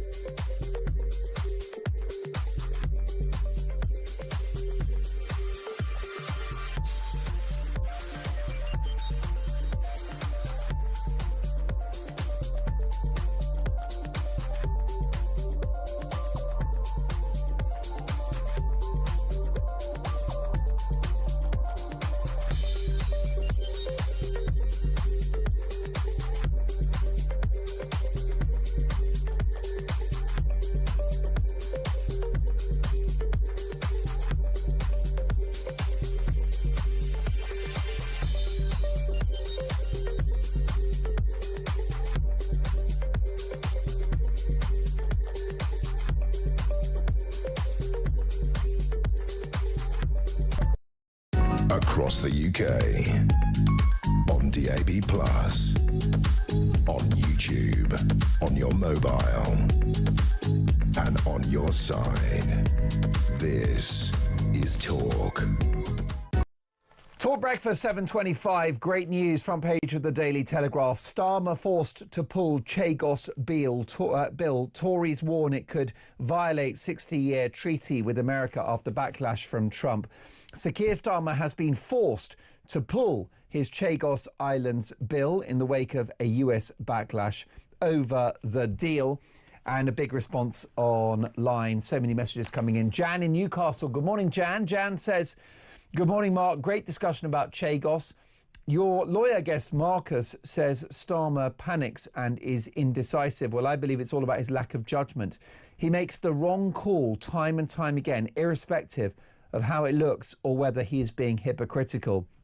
It's his constant lack of judgment that worries me for the next 3 years. Well, look, we'll get to more of your thoughts on that. A potential other U-turn in the offing. David Lammy, the Justice Secretary, mastermind himself, has opened the door to a climb down on Labour's plans to scrap half of all jury trials. The Justice Secretary said he was open to a conversation on alternative options to the plan, but insisted the government had to tackle a backlog of nearly 80,000 cases. Very lucky that with me in the studio is a leading solicitor, and it's Marcus Johnson. Good morning, Marcus. Good morning. Lovely to have you in the studio.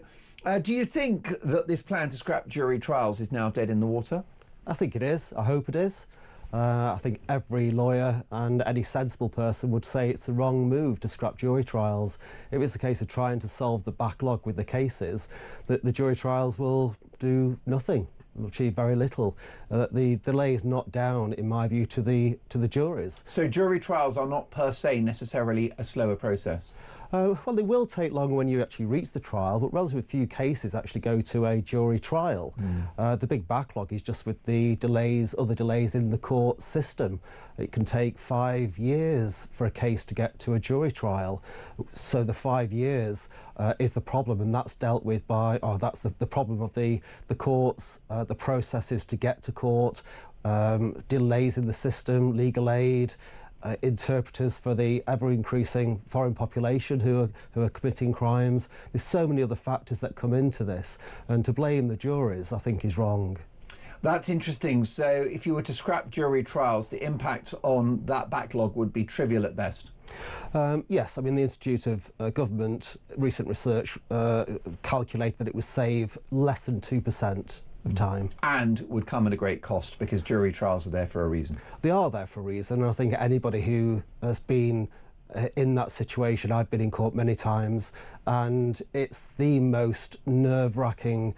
I can't imagine much other things in life that would be more nerve-wracking than being and waiting for a decision of a jury. If you're going to go to prison for, say, 15 years, and there's a 5-second gap between the spokesperson standing up and giving that decision, and to take that away from a jury and to give that to a single judge, I think would be wrong. It has to be left in the hands of 12 independent members of that local community to decide somebody's fate. Why are juries better at making certain verdicts than, let's say, an experienced judge? What gives a jury the edge on making the right decision?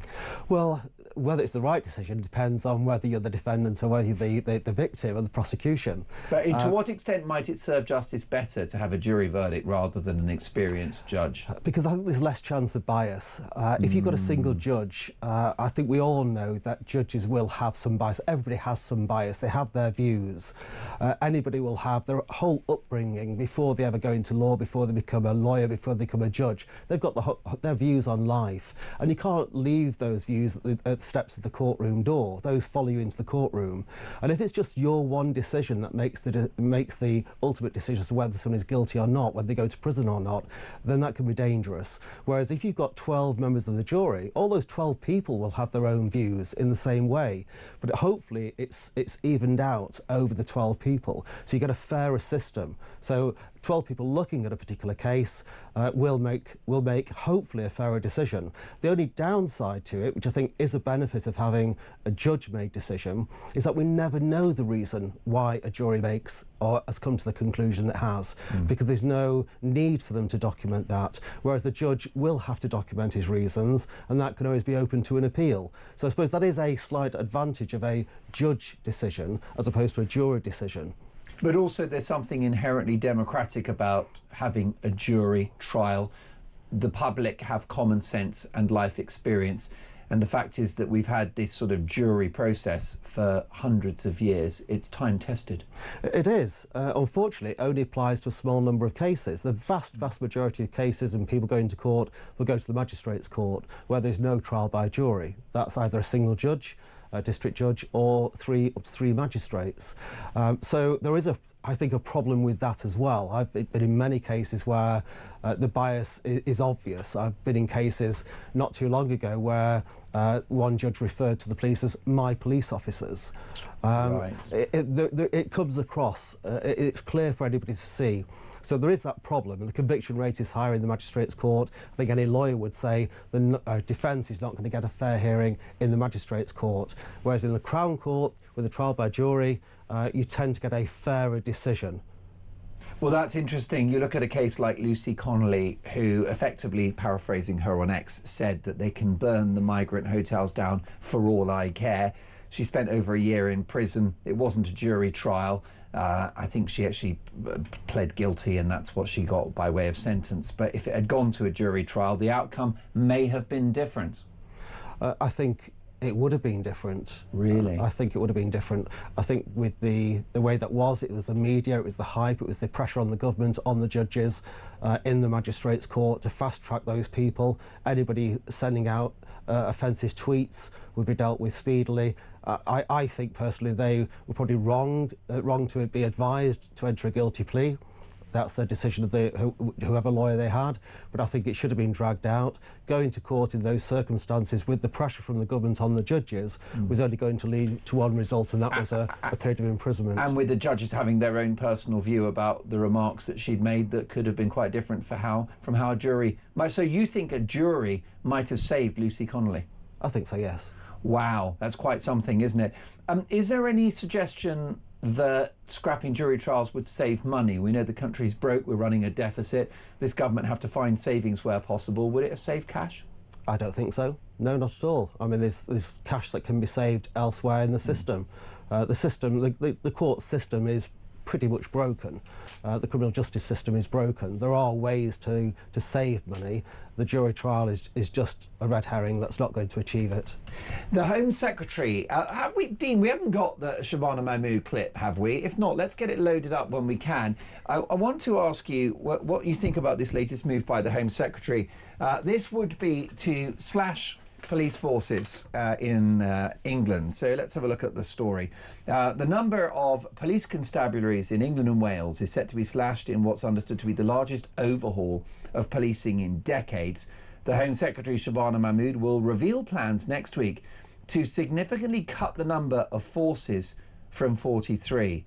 Critics have argued the current model is bureaucratic and wastes too much money, and some inside government believe smaller forces are not equipped to deal with serious crimes. Well, dealing with serious crimes is your meat and drink. It's what you do for a living as a leading solicitor. What do you make of this proposed plan to slash the number of police forces in this country? I think it's long overdue. I think the police force does need to be changed. The current system of having so many forces in each of the different areas, each almost competing with one another, is a broken system. To have one main force, I would personally go further, so we don't need 12 forces. You could have one main force. We're not a massive island. Yeah. One main force can deal with England, for example. A force could deal with Scotland, a force could deal with Wales. And then have various branches underneath that. It's a bit like any big corporation. You wouldn't have the same big corporation in every town. You'd have one main head office that will delegate everything down, and that will save a huge amount of money, but also be able to target the resources where it's needed. And the resources now are needed for tackling major crimes and online crime. Having the days where we need a police station on every street corner are long gone, because most of the crime is not committed on the street these days. Yeah. Well, this is it. I've always thought, actually, that idea of Bobbies on the beat might be a little overstated. All I care about is policies that actually work, crunch the numbers, evidence-based policing. And clearly, this is going to be efficient, isn't it, to have a smaller number of large police forces with proper resources at their disposal and expertise. Well, there's so many things you've said there, Mark, where I wonder whether all that will happen. To get expertise, you have to have the right calibre of people. You have to pay the money to have the expertise there. And there's so many cost-cutting measures that the government would look to introduce that, and as we've seen before, not just with the police, with austerity when they got rid of lots of police officers, even with the Crown Prosecution Service, loads of good lawyers that were left because of austerity, because they were getting rid of them all to do it cheaper. We've seen this time and time again over the years, and then they have to start recruiting because they haven't got enough staff. So we've now got a force where they've got rid in years gone by of lots of good long-serving officers. It's now been replaced by younger officers on cheaper wages. It's cheaper to run, and the system's falling apart. So if we're going to have a police force that needs to be run properly, you do need people paid to do that job correctly with the right expertise that can lead a team properly. But to have even the recruits, even the officers, the police constables, they need to be able to see the job as a job for life, as a vocation, as a passion, as a long-term career. And I just don't see that in the police at the moment. You know, I go to police stations, I go to courts, and gone are the days where you would see an experienced officer in the smart suit looking proud. Yeah. Now it's young kids who look like they don't even know how to clean the shoes.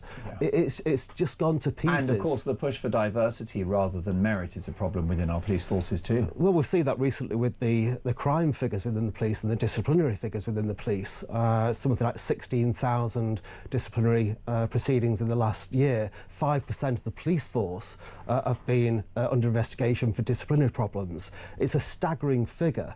Now, and higher than it would have been 20, 30 years ago. Well, I think, well, the statistics show year on year there's a growth of problems with crime. We've seen major crimes being committed by police officers, serious offences, rape offences, multiple rape offences. Recently, officers have gone to prison for life imprisonment, and yet these people have been passed. A recent case, one police officer in the Met who was sacked was actually passed by a diversity panel who was responsible for recruitment, despite having a previous arrest for child sex abuse. So this is a guy previously arrested for child sex abuse who gets signed off to work for the force because he ticks a box. That's right. I mean, this is just a national scandal, isn't it? So you would argue that a structural reform to our police forces, that the reducing the number, is the right move, but you're concerned that it won't be executed effectively because it won't be backed up with resource. It won't be, and will it be used as an excuse to just save money? Well, it invariably will be to try and save money, but the police force needs 10 times the amount of money that it has at the moment to deal with the crime problem we have at the moment. And it's not just the crime that you do still see on the streets, the phone thefts, the shop theft, etc. That's what people see.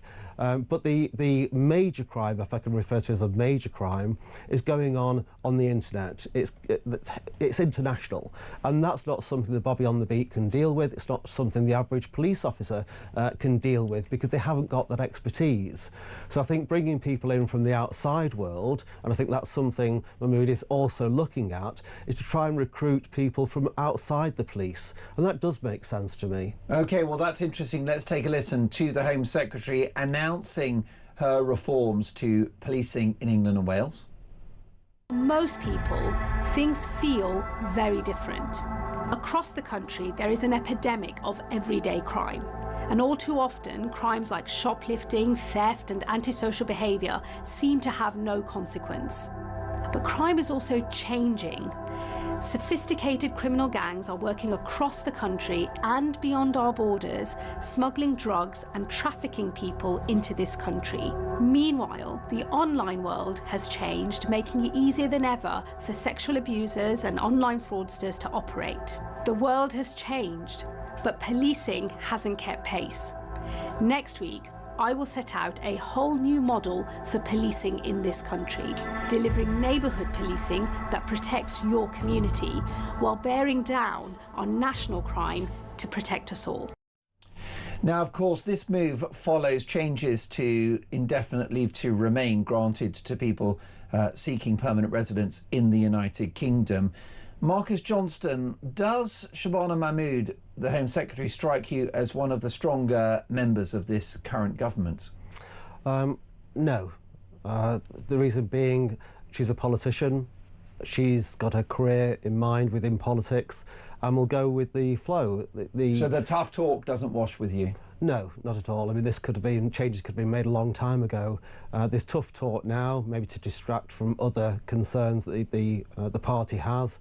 But to announce these changes, seems to me when I read the reports as to what's likely to happen, there is a lot of sound bites in there, and that's typical of the government. There's so many words and phrases that are used which to put into practice is going to be extremely difficult. And so it'd be interesting to see when the paper is produced, what's in there. Whether it will ever come about is a different matter. The other battle she's going to have, and the party will have, is with the establishment already within the police. The police force is an exceptionally powerful organisation.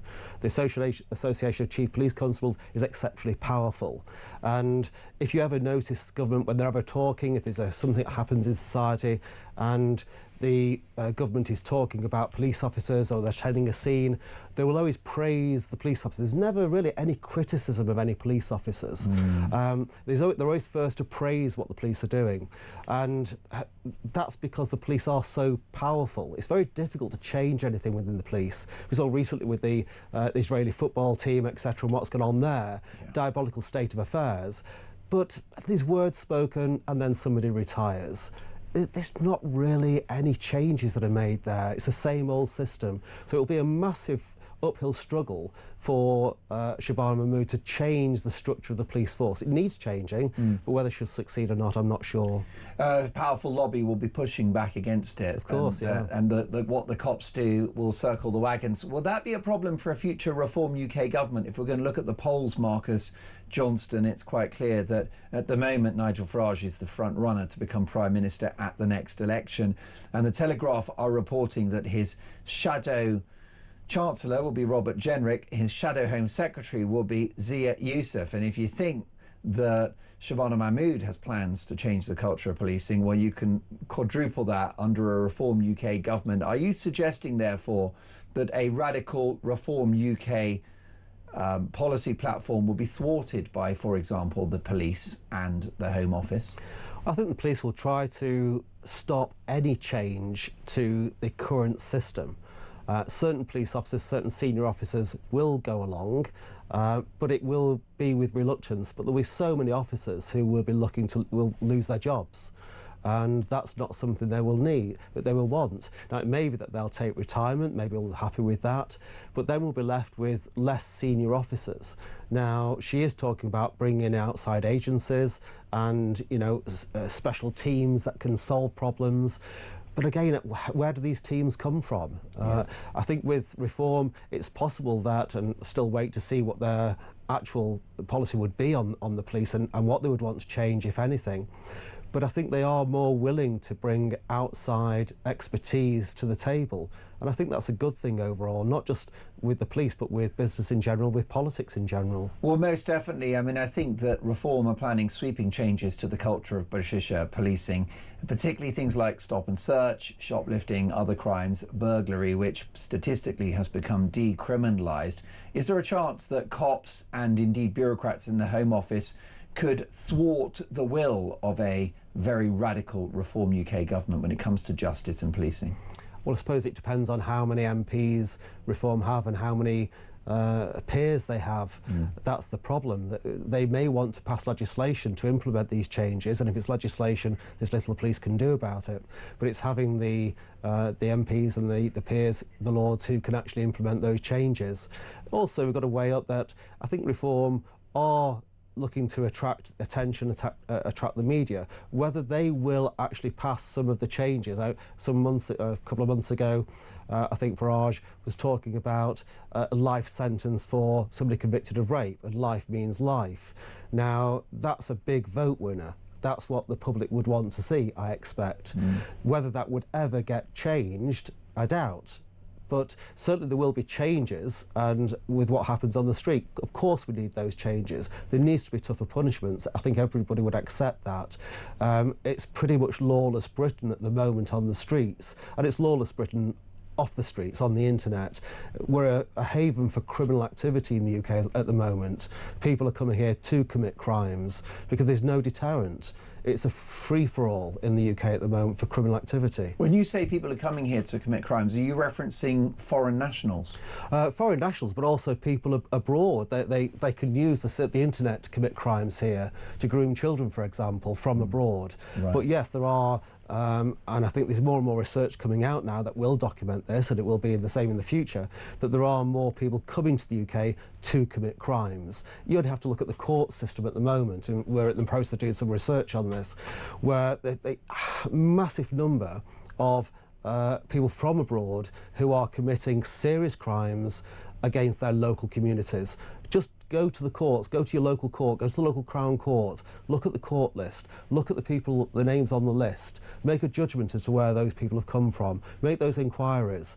We have a massive problem with that, but the expenditure on legal aid, the expenditure on interpreters, interpreting documents, has just been blown out of all proportion. It's costing billions of pounds a year to cater for foreign nationals committing crimes in the UK.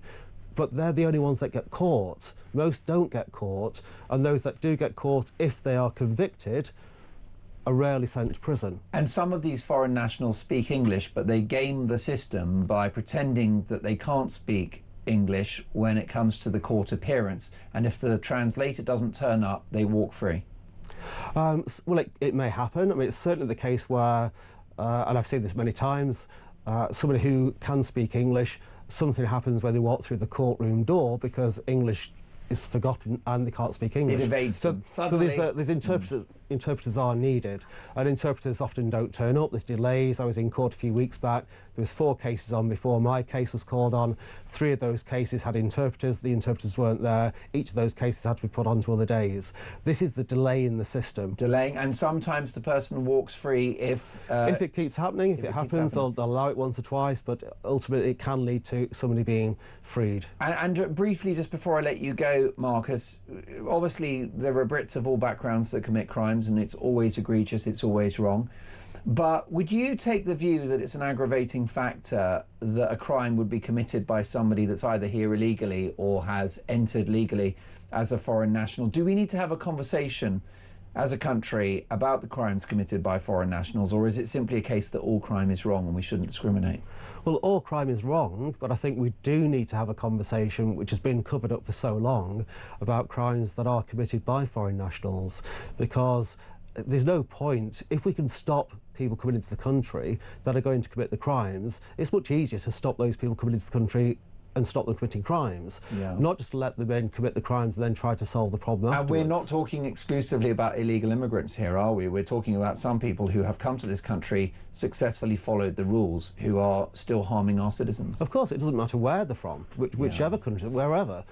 Crime is wrong, everybody needs to be punished. But if we do have some control as a country as to who comes here, then certainly try to weed out those that are more likely to commit those offences. And with the illegal immigrants coming over, I think statistics are starting to show now that yes, they will have a propensity to commit more crimes because we know nothing about their background. And if they're going to come to a country illegally by paying people traffickers large amounts of money when they're supposedly not having any money, where's the money coming from? Are they committing crimes in their own country? So it is a problem that needs looking at in much more detail. Marcus, it was a thrill to see you. Thank you so much for joining us in the studio. Come back and see us when you're back in the capital, because we love having your legal expertise and your wisdom as well. Senior lawyer, top solicitor Marcus Johnston. What's the name of your firm again? PCD Solicitors. PCD Solicitors. They guys, they are absolutely hot to trot. Listen, folks, much more to come. Should Donald Trump Trump apologised for his Afghanistan remarks. Prince Harry's not happy, has attacked the president. We'll cover that next.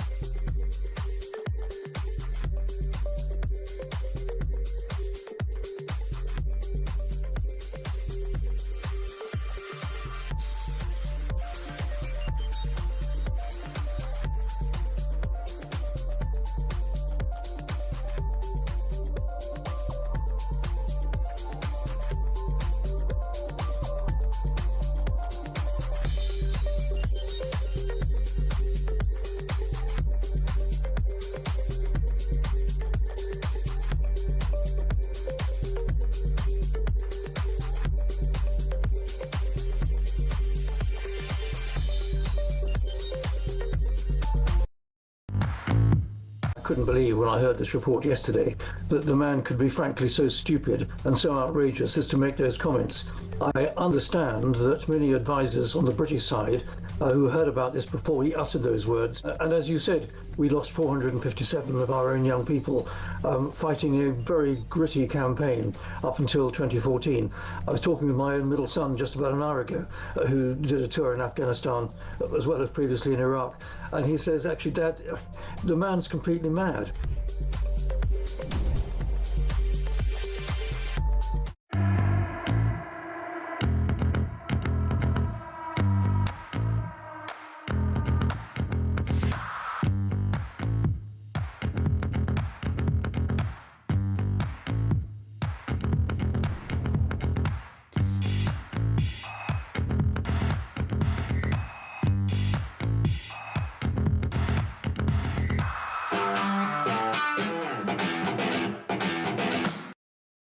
Across the UK, on DAB+, on YouTube, on your mobile, and on your side.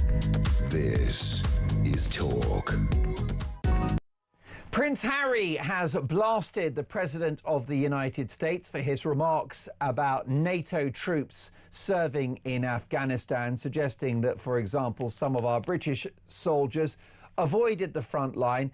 Historically untrue, a lie, misinformation, inappropriate, insensitive. No one's going to defend it. Well, Prince Harry has stepped in. Let's get reaction now from the editor-at-large at the Mail on Sunday, Charlotte Griffiths. Charlotte, a significant intervention from the Duke of Sussex.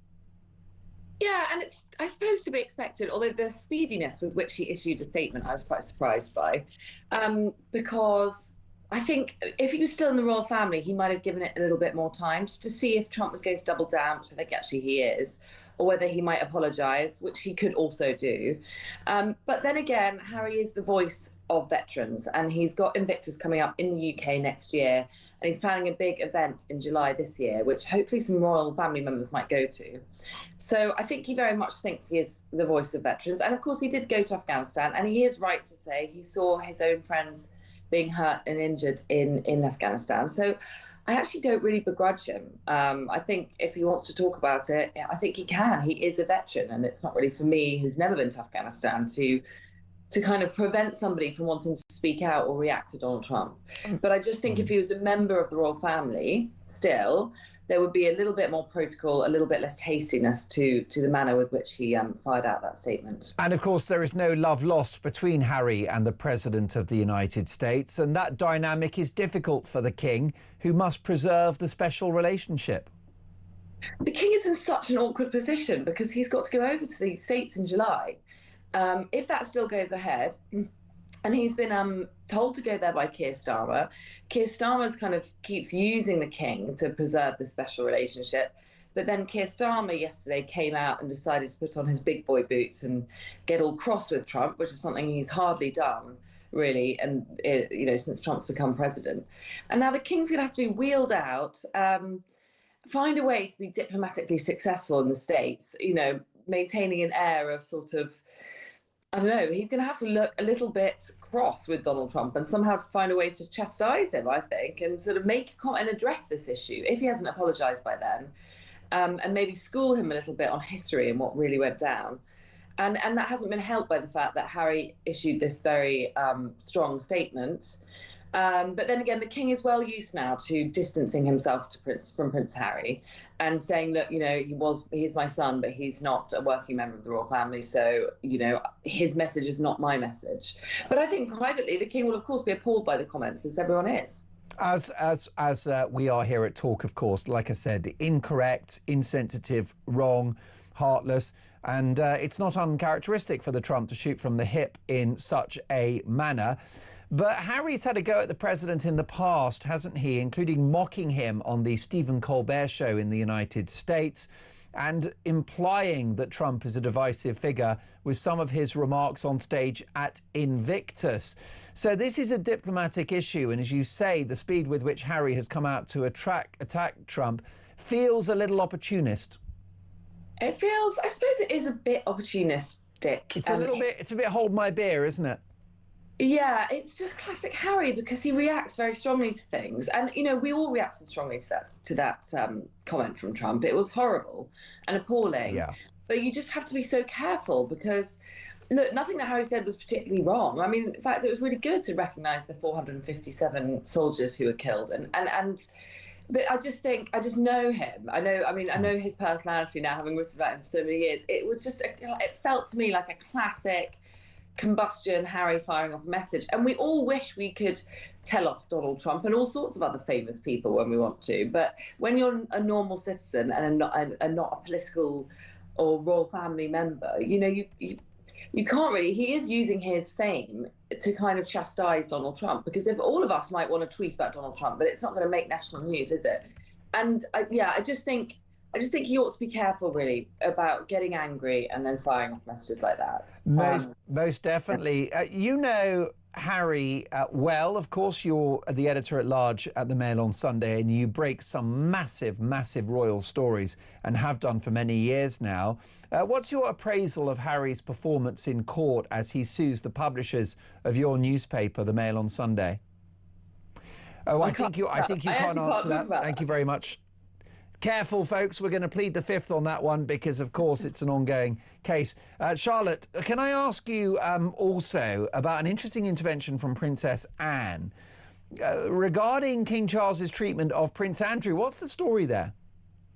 Yeah, this is such an interesting story I've been hearing for a long time now, which is that Anne is kind of on Team Andrew. She's the last remaining person on Team Andrew because, of course, he's not even speaking to his daughter, Princess Eugenie, at the moment, or at least wasn't in the last few weeks. He'd been completely cut off by her. But Anne actually thinks he's gone too far. Her brother, the king, has gone too far. And, taking away the prince and the house, and, actually the police took away his guns. And, what else? I mean, everything, really. He's just had every single thing stripped away from him. And Anne just is of the mind frame, I'm hearing, that, there's a bit of kicking a dog when he's down going on. It's kind of crossed over from fair and just punishment for his, I suppose, behaviour to actually going too far. And she's a bit worried about his mental health. And I think Edward is actually aligned with her on this. And I think she feels a little bit like the king and William slightly ganged up together and formed a very brutal crackdown on Andrew. And a lot of people will think, look, it's fair. He deserves it. But, at the moment, it is just allegations. And I think Andrew falls slightly on her mother's side. And the late Queen went to her grave believing that Andrew was innocent and it was all jolly unfair. So it looks like Anne might be feeling that way as well. And I have to say, I don't have a lot of sympathy for Andrew, especially not as a person, because I hear he's just an old, boorish, kind of not nice person. But it must be pretty savage not to be really speaking to your daughters, your ex-wife, your friends, being homeless, packing up everything you own. Obviously, he must be at a low ebb because he's had these guns taken away from him, which is often something GPs do when they think that you are depressed or, it will be dangerous for you to have guns in the house. So I just think perhaps it's time for the king to think, OK, I've done what needed to be done. I've done the fair thing. I've been firm but fair, but maybe now kind of give him a bit of an easier ride. That's how Anne feels anyway. Well, indeed, it's surprising from a figure that's normally quite austere in her family matters, isn't she? She's no nonsense, Anne, but she's pulled rank on this one. Briefly, a couple of seconds if you can, Charlotte. Meghan Markle's Netflix show fails to reach the top 1,000 most watched list. We're not going to get Series 3, are we? No chance for Series 3. She's now going to write film little kind of skits for Instagram to promote her as ever brand. So it'll be more of a kind of internet show, I suppose, with little clips instead. Maybe a holiday special, a summer special, or an Easter special. Okay. That's it. Always number one for Royal Exclusives. Thank you to Charlotte.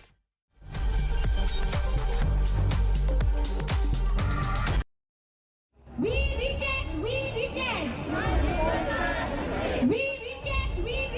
Behind me is the highly controversial location for the proposed super embassy. Tuesday is the deadline. Yes, this would be the biggest embassy in Europe if approved, if Starmer bows down to Beijing, as these protesters are saying. Behind me you can see nobody wants this. No depression at borders! We know that we have to stand up to the abuses of China. And what worries me is that we have a government right now that seems to be scared of China. What are you doing here at the protest? That's an interesting sign you've got there. Clearly you're not a fan of our Prime Minister Keir Starmer. Why is that? He's kowtowing to the Chinese government, right? A dictator regime. Robert Jenrick defected to Reform yesterday. He called the Conservative Party and Kemi Badenoch a leader with no backbone. She's obviously shown up here today and done a speech. It's kind of unprecedented to have that sort of flagrant support. What did you think about her speech and her backing this? I think any party backing our cause, like going against the building of the embassy, I'd say we welcome them. Why are you here today? So I'm Tibetan and I'm here to oppose the Chinese mega embassy being built here. Unfortunately, we think the UK government might allow this to happen, and I think it sends the wrong message to people who have been oppressed by the Chinese government, who are still being continuously oppressed in free countries. There are lots of Chinese decisions which are being followed by Chinese police states. Now, we know that there are plainclothes Chinese policemen potentially in the crowd, so a lot of them want to stay anonymous, which is very understandable. Why are you here today?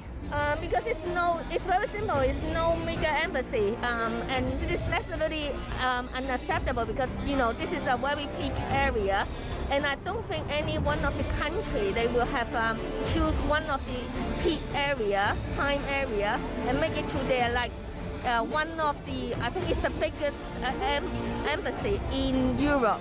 So across the UK on DAB+.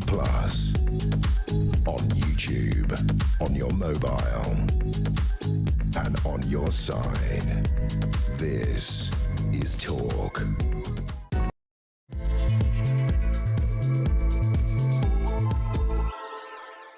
Minutes past 8, top of the morning. This is Saturday Breakfast. Your weekend starts here, and breaking this morning, Sir Keir Starmer forced to pull the Chagos bill in the House of Lords following pressure from the US administration.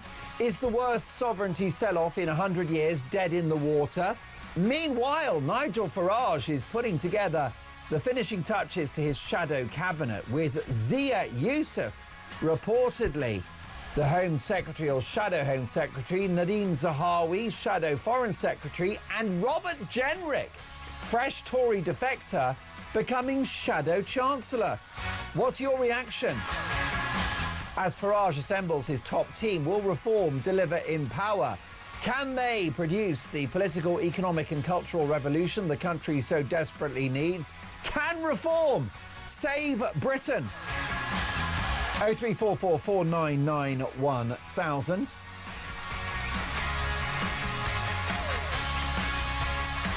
A big political story in the offing. Angela Rayner, former Deputy Prime Minister, plans to support Andy Burnham's efforts to return to the House of Commons in a by-election. Well, the Prime Minister's given him a deadline of 5 p.m. today to show his political hand. Would Andy Burnham be a better Prime Minister than Sir Keir Starmer. Meanwhile, mastermind himself, David Lammy, is back and considering cancelling his plans to scrap jury trials in yet another Labour U-turn. We've got the inside story.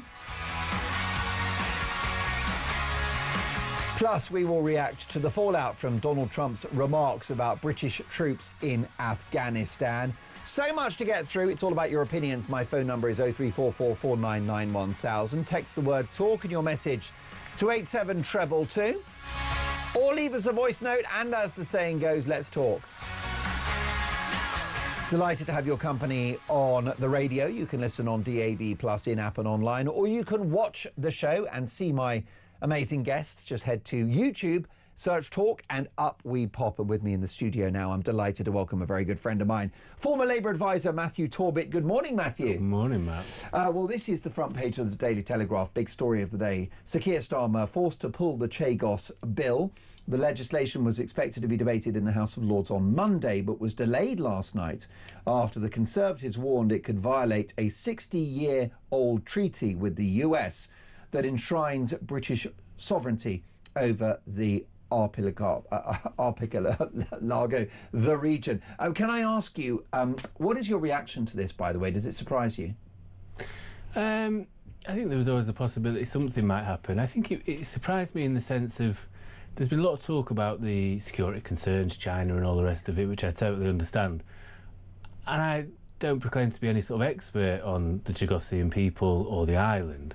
But it always felt to me, well, if two presidents had essentially signed it off with the security issues that clear, Biden had signed it off, there didn't seem to be any issues. Donald Trump had previously said, yeah, I think this is a good deal. I think, obviously, Donald Trump isn't a man of great detail at times and whether he really knew what he was signing off. I think this will now be, not quite panic stations, it'll be frustrations for the government. They will no doubt dispatch Jonathan Powell, National Security Advisor, to go to Washington to try and get this over the line and smooth things over. I mean, it's the handing over of sovereign territory. The Chagosian people are not happy with it. And, of course, many argue that it helps China because they're close to the Mauritius administration. Does it strike you as a strange hill for the Prime Minister to die on to push this through?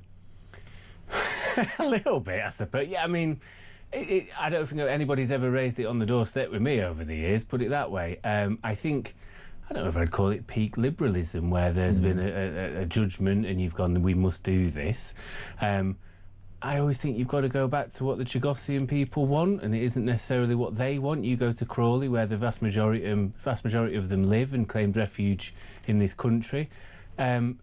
It seems odd to me, and also it seems odd that it's come to such life. I remember 20 years ago, the only person I'd ever heard speak about the Chagos Islands was Jeremy Corbyn, and he'd be out with Chagosian people saying, I think he was of the opinion that it should be safe for the Chagosians to go back to. They'd been made to leave because of the runway at Diego Garcia, and it was wrong to have the American runway there and whatever else.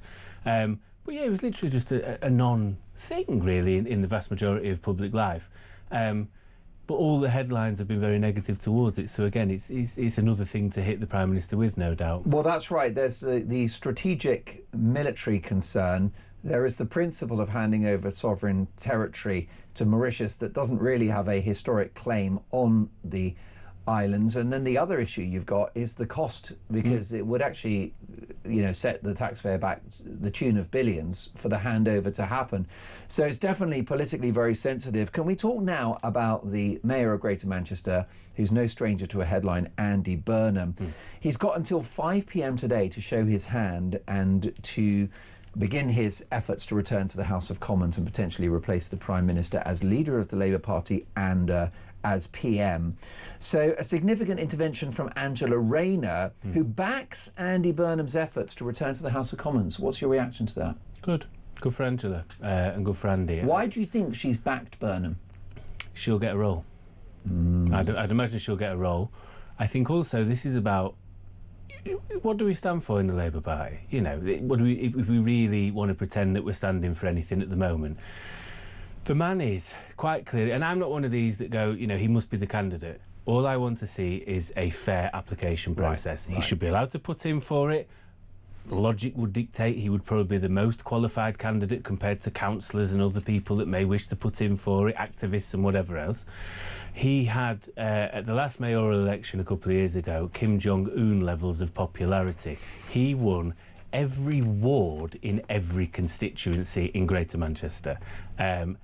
I don't think they would win the by-election if it wasn't Andy Burnham. If you want to look at the most recent polling yesterday, I think if it was a candidate that wasn't Andy Burnham, Reform would win by 6 points on current trends. If the candidate was Andy Burnham, he would win by 4 points. And it's all set up to be ridiculous in a way. If you've got potentially, there's rumours of Zia Yusuf and Zap Polanski because he was born over the road in Salford, Andy Burnham, George Galloway and all the rest of it. You're going to need a big figure to get it over the line.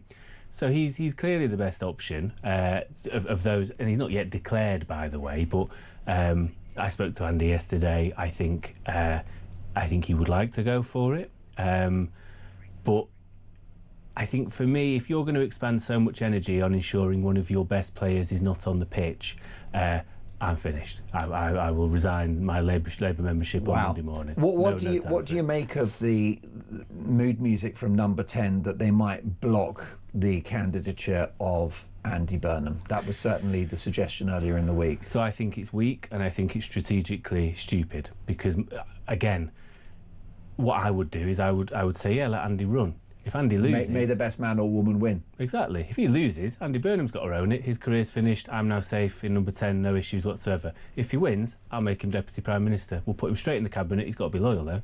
That's what you do. You've got to ensure these people sign with blood their loyalty to you. What you don't do is you block them, because when somebody loses the by-election, you've got to own that as Prime Minister. And that is then curtains for you come May, because it is another constant trickle of reasons why you don't look like the person that's going to take Labour forward in 2029. If Andy Burnham were to seek a return to Parliament this year, would it be a betrayal of his voters in the North West? I don't think so. Would it not look like political opportunism? Would it make Andy Burnham Labour's Robert Jenrick? No, I don't think Andy Burnham would thank me. It would make Andy Burnham, potentially, if you was a cynic, Labour's Boris Johnson. Boris Johnson did the same. I don't know if Londoners felt betrayed. I wasn't living here then. He thought there was an opening for him in Parliament. If Andy Burnham thinks the best thing for him to do to support the Labour government, see off a reform challenge, is being in Parliament rather than Greater Manchester, that's a choice for him. What people then do and how they vote in any sort of by-election is up to them. I would feel fairly confident, regardless of polls, that they would return the right Labour candidate if the right one was picked. And do you think Andy Burnham will go for it? He's got till 5 p.m. today. What's your best guess? 50-50. 50-50. It's a dilemma for him, isn't it? I think so, because, you know, you've got everybody working against you, and obviously there's almost like a Politburo of party apparatchiks where the NEC don't decide. It has now been confirmed that there will be a subcommittee of the NEC where there's a couple of union types, but then it's Keir Starmer. Keir Starmer is on the panel which will decide if Andy Burnham is allowed permission to even apply for the candidacy, as is Shabana Mahmood, as is Lucy Powell, and then two of the NEC's most loyal acolytes to Keir Starmer. So when I tried totting up who may sway, that subcommittee would probably vote 5-4 in case of not allowing him to save Keir Starmer. I think it's weak though, Mark. What you are basically admitting is that if Andy Burnham wants to be leader, any leadership challenge means you would lose. Now, if you were in a good position, you thought, I fancy myself, you'd go, let him challenge. I'll beat you all day long, because he knows he'd lose. And that is very different tone from Labour Party conference, not even 6 months ago, when all the briefings were, come and have a go if you think you're hard enough. What Number 10 is now doing is not come and have a go if you think you're hard enough, it's I'm now going to take my ball home because we're not playing anymore.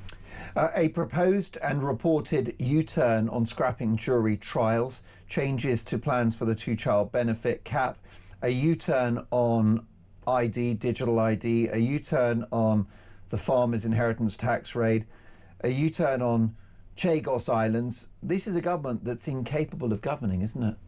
Well, they're listening to Andy Burnham. two-thirds of those things Andy Burnham spoke out against, and funnily enough the government then changed their mind. I think that would speak to somebody that's more in touch with public feeling than the current Labour operation. That's another reason why I think he would be the best person, not only for Denton and Gorton, but to lead the Labour Party into the next election. Do you think if he enters the House of Commons via a by-election, it's just a matter of time before he gets the top job? Is he the front runner, would you say, if he's in the Commons? I don't actually. I think Wes Streeting would be the front runner. I think he would aim to unify people behind him as the sort of centre-right of the Labour Party candidate. There will be a deal done, no doubt, with Shabana Mahmood, who will have her own eyes on it, but will never win the membership.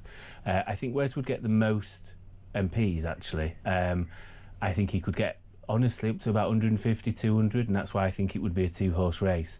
Angela and Andy will do a deal. Ed Miliband will back Andy as a soft left type, and it would be out of those against Starmer. It depends where the membership is in a very soft left place. So if we go to the membership, Andy Burnham, I think, would win. Well, that's very interesting. And Angela Rayner, you're suggesting there, with her backing of Burnham, that she would relinquish her own leadership ambitions. Yes, it is my understanding Angela doesn't really want to be leader. Really? Oh, yeah, Angela's never wanted to be leader. I've spoken to Angela about this many times. Genuinely. This isn't a Boris Johnson, or maybe if the ball come at the back of the scrum. Angela Rayner does not court the leadership. Now, could Angela Rayner be shoehorned in and persuaded to run for the leadership if it was a choice between Wes Streeting and her? Yes, she would. Right, so a tribal instinct might get her to show her hand, but otherwise she's quite happy with someone else like Burnham as you know, in a dream team, a sort of Burnham-Rayner sort of hot ticket. Yeah, possibly, and I think, you know, they go back years. I think people forget, people paint Angela as this real union lefty.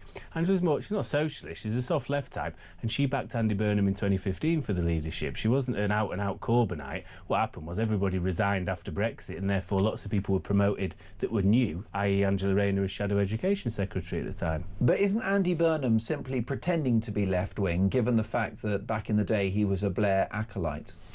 No, I think he's been on somewhat of a journey. I think it was an interesting change to go from failed leadership candidate in 2015. By the end of that parliament in 2019, he was talking about trialling universal basic income in Manchester. And I think what it's done is, Andy's people paint him as though he doesn't really stand for anything. I think you look and see where the country's gone over the last 10 or 14 years nearly. And go, what is it we really need? And I think you gain confidence from having authority and power, which he's had in Greater Manchester. He was Health Secretary for a short period and Treasury Minister for a short period, when the country was in a different place and people voted in huge swathes for Tony Blair. So I think you look at the country now, and what we need, and people will no doubt agree on either the left or the right of the political spectrum, is an element of radicalism, because this sort of managed decline or just nudging it along the road is not working for people of this country. Reading between the lines, it seems that you would like Andy Burnham to replace Keir Starmer as Prime Minister. Yeah, I've been open about that for about 12 months. I've been a big backer of Andy. Me and Andy have sat down and you want Starmer out? It's not that I want him out. For me, if Starmer stays, the biggest legacy of a landslide Labour government will be handing the keys to Nigel Farage and reform. And would you acknowledge that it simply isn't working under Starmer, that he's doing a bad job? It isn't even for me to acknowledge. I think if you look at approval ratings, the fact that we're third in the polls, the fact that we're going to get trounced in the UK, particularly in Wales and Scotland in May, it's not just me, it is the country that is saying it is not working under Keir Starmer. OK, and then last but not least, why doesn't Angela Rayner want to be leader of the Labour Party or Prime Minister? I think because she lived a life before politics. And I used to think this about going into Westminster. I thought all it'll take is somebody from school to say, he told me to F off 10 years ago, he's right. Or, you know, and you go, all these types want to come out. She was on a night out and done this and this. She got off with this person. All this sort of stuff, right? And I think what spooked her was the Lord Ashcroft book, and talking about her housing arrangements. She had journalists going through her veteran of Afghanistan brothers' bins to try and find out what was going on, and her family is the most important thing to her. She doesn't want them to be involved. Nigel Farage assembles his shadow cabinet with the extraordinary bombshell reporting that Robert Jenrick gets Shadow Chancellor. We'll discuss that next.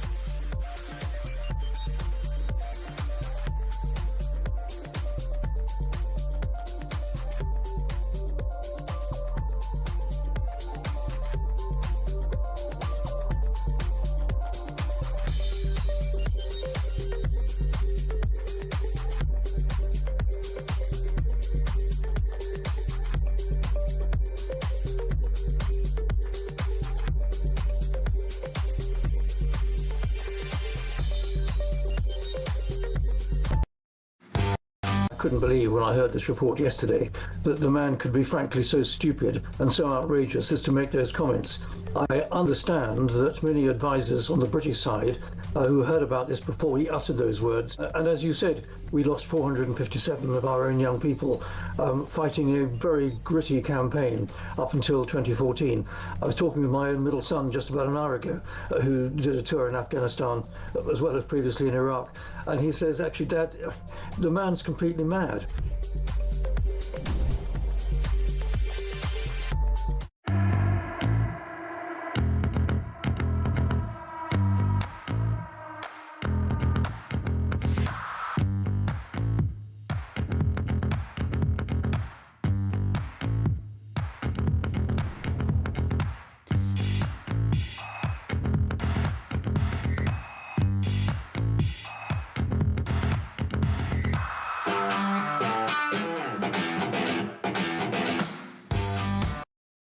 Across the UK, on DAB+,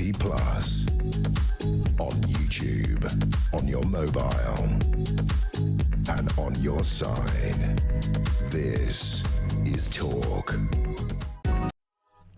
You're listening to Talk Breakfast. It is 21 minutes past 8, and quite a development exclusively in the Daily Telegraph newspaper, with Nigel Farage reportedly assembling his shadow cabinet, with Nadhim Zahawi, Conservative defector, getting the shadow Foreign Secretary role, Zia Youssef reportedly getting shadow Home Secretary, and Robert Jenrick getting shadow Chancellor. So it begs the question, are they ready for power?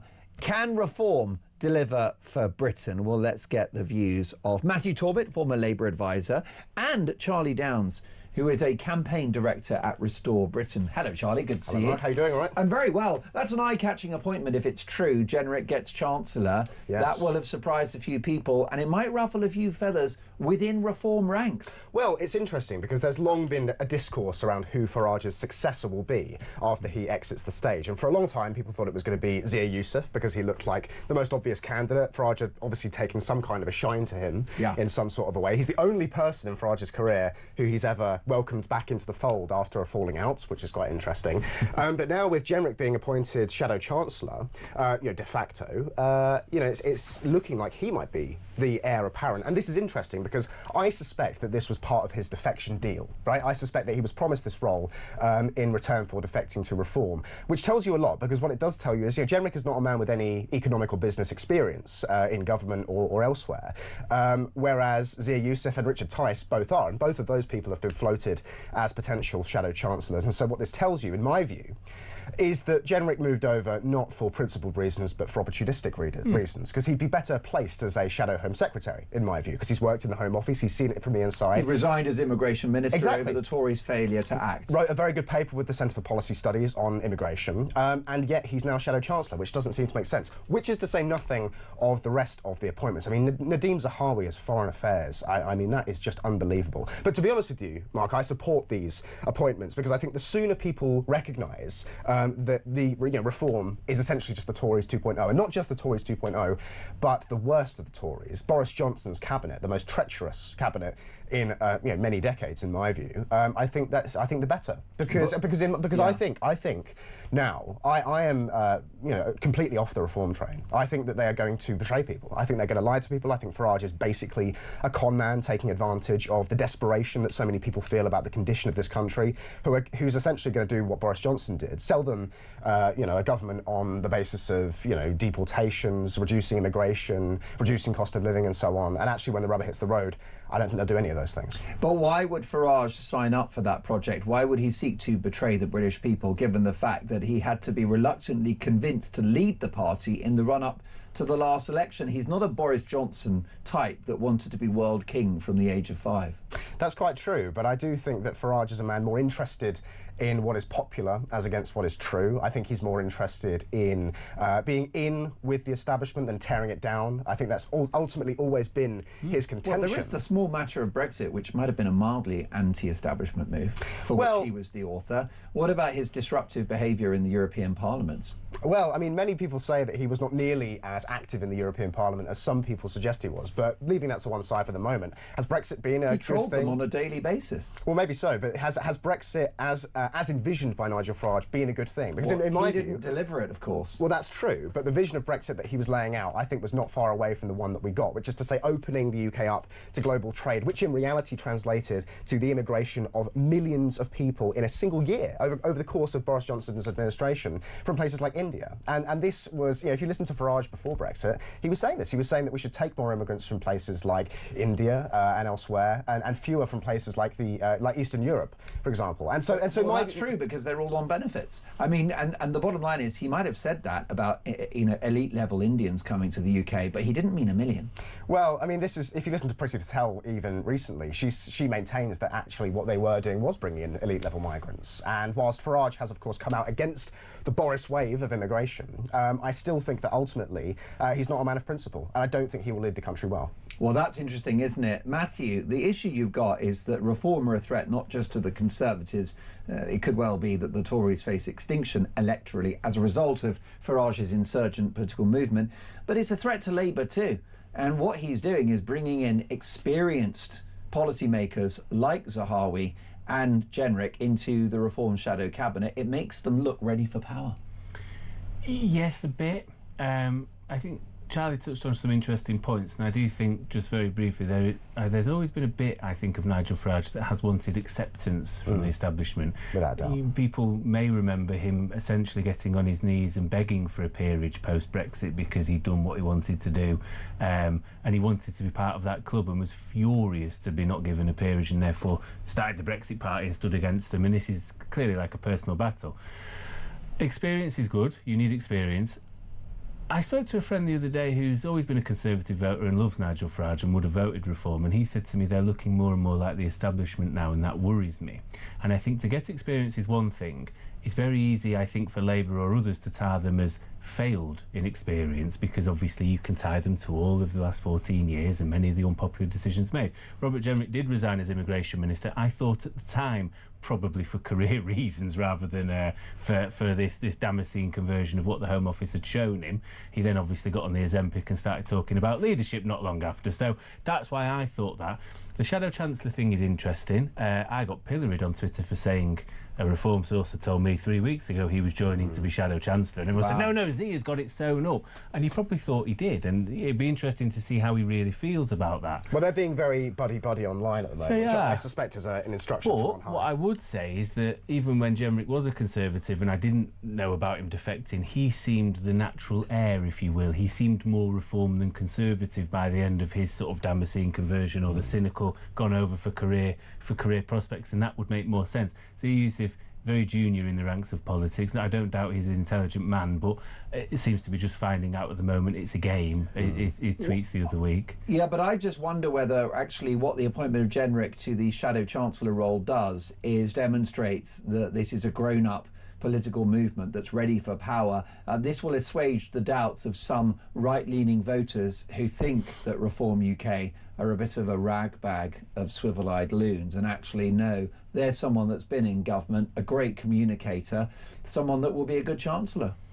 Possibly. I think the main thing is Nigel, though. I think people vote for Nigel, they don't vote for Reform. So I think whoever you bring in, it matters a little bit, I suppose. And I think the Zahawi appointment really damaged them. And actually, in a way, Kemi kicking out Jenrick at the time and almost essentially speeding up the process of his defection, or his joining of Reform, sort of saved that week, because he was seen as a little bit more credible than Zahawi. Zahawi went down in very much the same way as when I was at the Reform conference. I didn't meet a single person that was for Nadine Dorries joining. This was the failed Boris Johnson but is there project. not a difference in every political party between the grassroots and the wider potential voter base?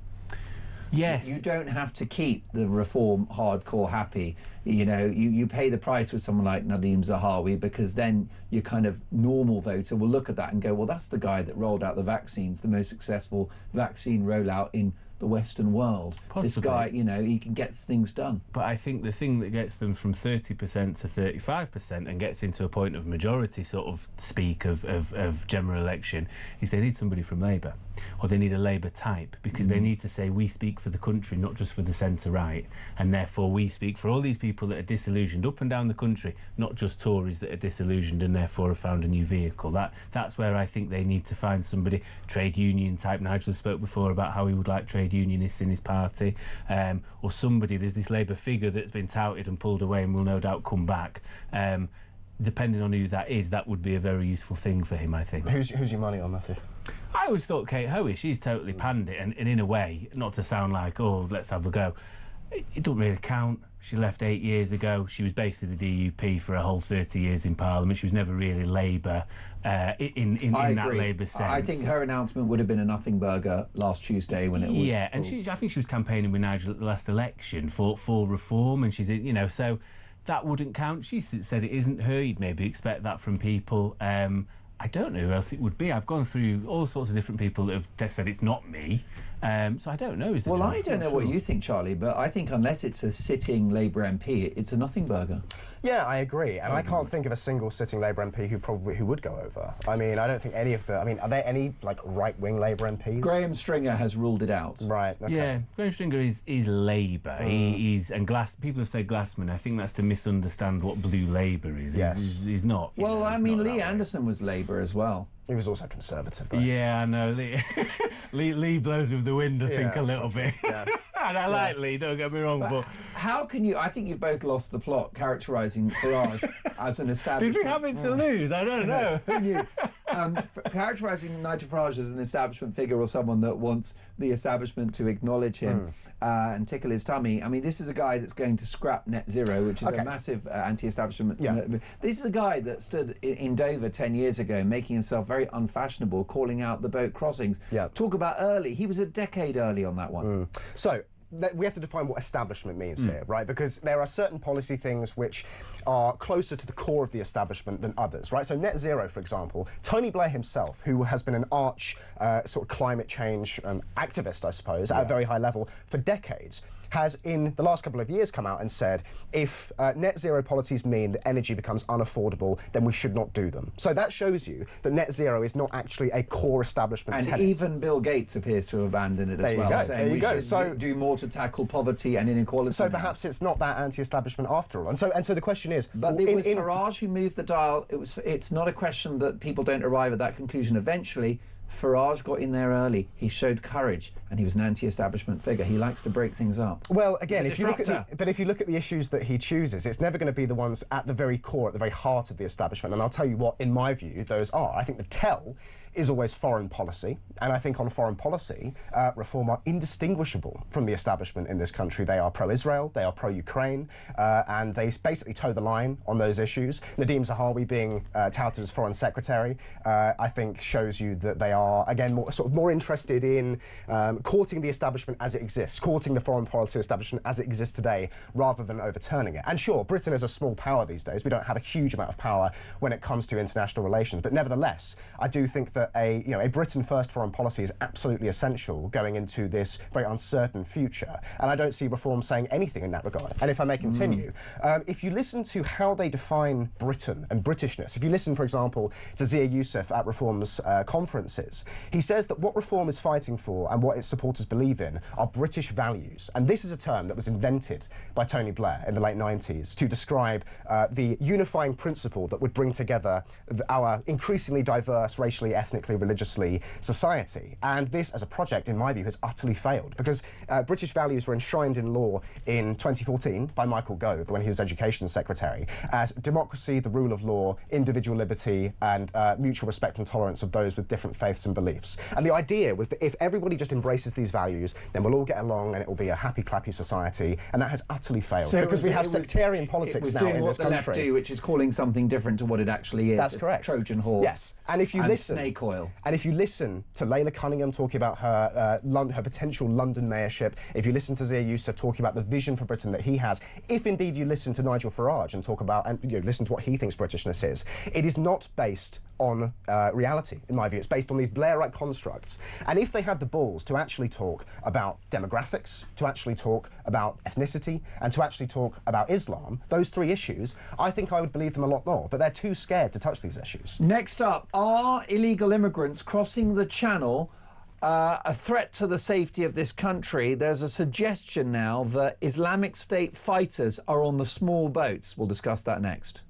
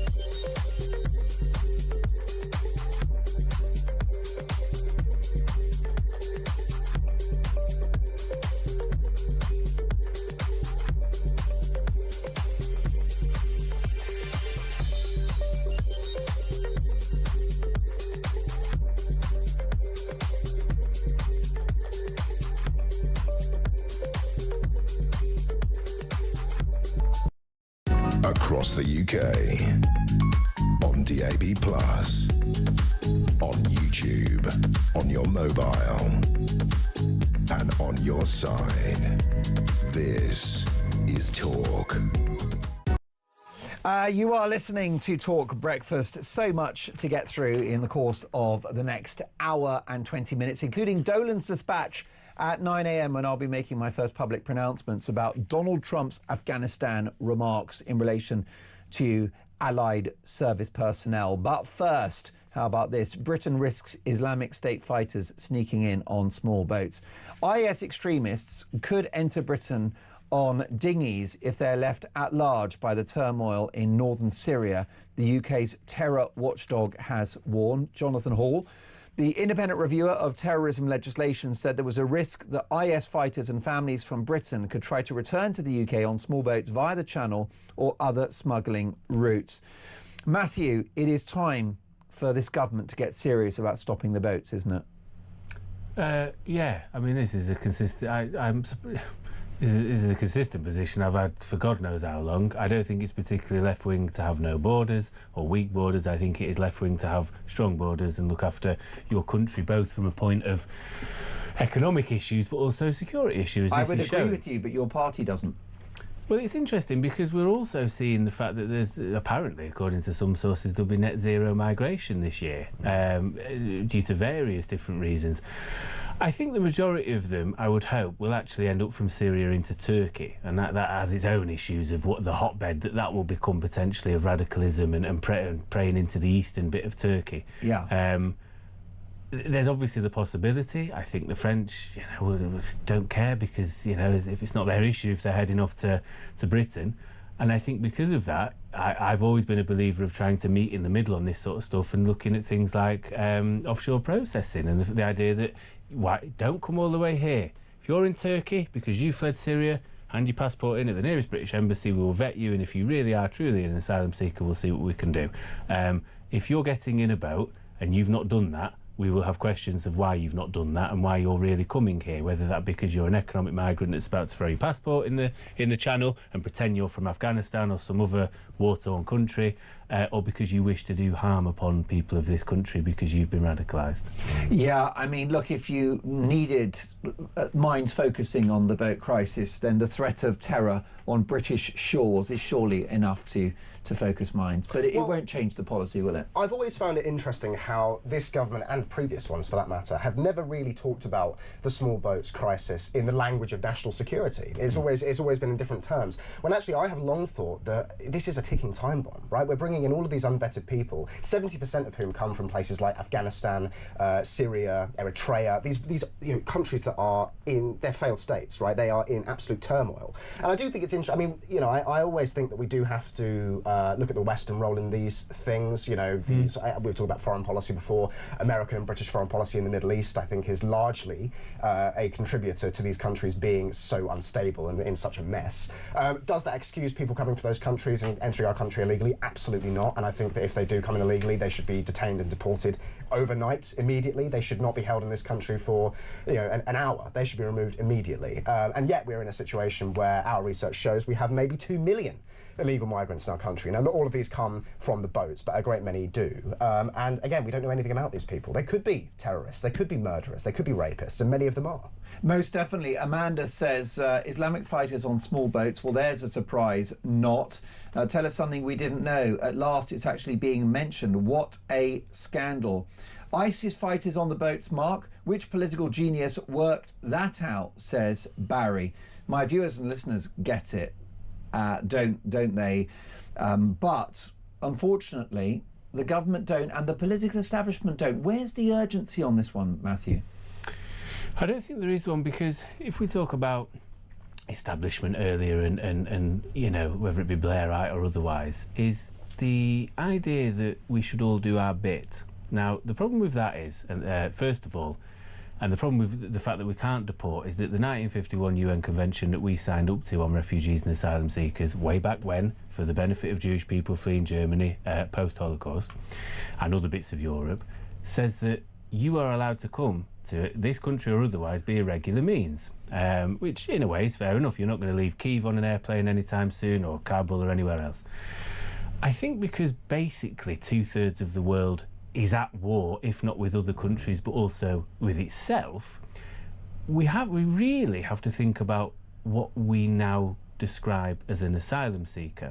Because quite simply, and I will hand in my left-wing credentials at this point because I will be pilloried by my own side for it, but it gets to a point where you can't cope, and doing your bit is too much.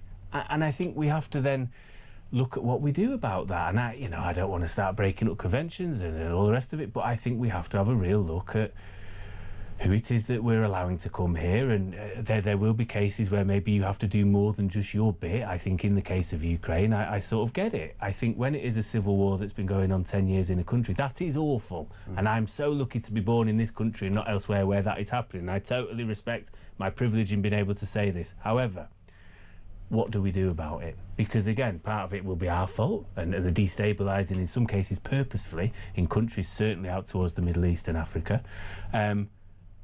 Does that mean we should take everybody in? I don't think it does, because we can't afford it. But where is the kitchen sink approach from this government to illegal immigration if you've got potential terrorists crossing the channel, not to mention those who may attack women and children, and of course a vast majority of whom will certainly be a net cost to the taxpayer? Where is the urgency? Where is the kitchen sink policy of deploying the Navy, of tearing up the Human Rights Act, looking again at the Refugee Convention and leaving the ECHR? If the government don't do those things, they don't care about our safety.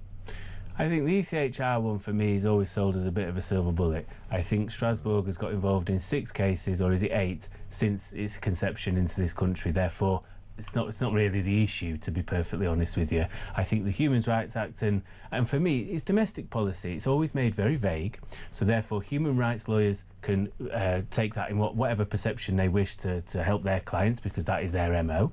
Judges will infer the law in which way they wish to see it as, because it is so vague. And we have people that essentially aren't qualified to make legislation, making legislation, and therefore we find ourselves in these sorts of issues.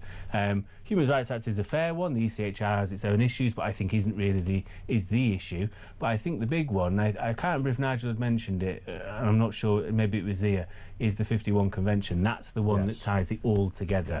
Now, what we do instead of that, I don't know, is the truth, and that's why I'm quite happy for Britain to become an international pariah in order to stop the boats. As am I. And I have therefore no problem, tearing up the so-called rules-based order in order to stop this happening, because you have people who wish harm on this country potentially crossing the channel on a dinghy. It's got to stop. Well, this, I think, is a key point. We're so concerned as a nation, or our leaders are at least, in our international reputation, because we behave as if we are still essentially an empire, when we're not. You know, we're quickly becoming a sort of forgotten backwater of a country, which I think is really, really sad, but that's the hand we've been dealt. That's the time in which we live, so I think we just have to navigate that. And as you say, if preserving the integrity, security and future of our country means alienating people on the world stage who don't have our best interests at heart, I say so be it. Because this is the point, Mark. You know, we've survived worse than this before as a nation. You know, England has existed for over 1,000 years.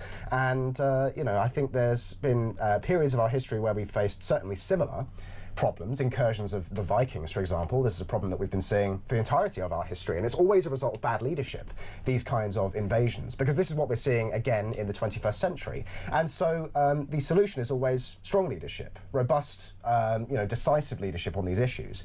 And until we have that, I don't think things are going to get better. And when we do have that, if that person, if that leader does alienate people on the world stage, I say so be it, because we've survived worse than, you know, having a bad reputation on the world stage before. And then let's say they, you know, for example, the EU impose sanctions upon us. Let's say the EU declares a trade war against us if we do leave the ECHR or just ignore certain human rights principles.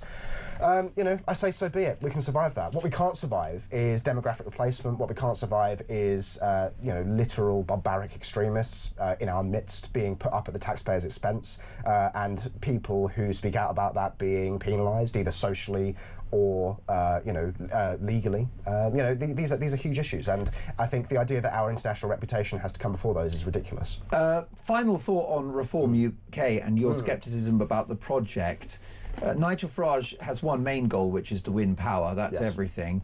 And is there a risk that commentators like yourself will allow the excellent to be the enemy of the good when it comes to changing this country? Well, this is a criticism that we at Restore Britain receive a lot. And to that I would say we are a pressure group. So our role is to apply pressure from the right on a party like Reform, which is, by all accounts, going to be the next government. And so our duty, our mission, is to make sure that they deliver for the British people. Because if they don't, and if it gets to, say, 2034, and we're still looking down the barrel of demographic replacement, mass immigration, and all of these other issues which are existential, I think the British people are going to be in a mighty mood. And I think that is that. I mean, you know, if we can't solve this at the ballot box, then what the hell are we supposed to do? I hope Reform do well. I hope they win, and I hope they deliver a government that delivers for the British people. But at the moment, I don't see that happening. With the current crop of people that they have involved, and with the vision for the country that they describe, which we were talking about earlier, I don't see anything changing under their watch. So it's the role of people like myself to you know, apply pressure to them insofar as I am able to. What would you say to viewers and listeners who feel that if Reform just make things 10% better in this country, they'll take that?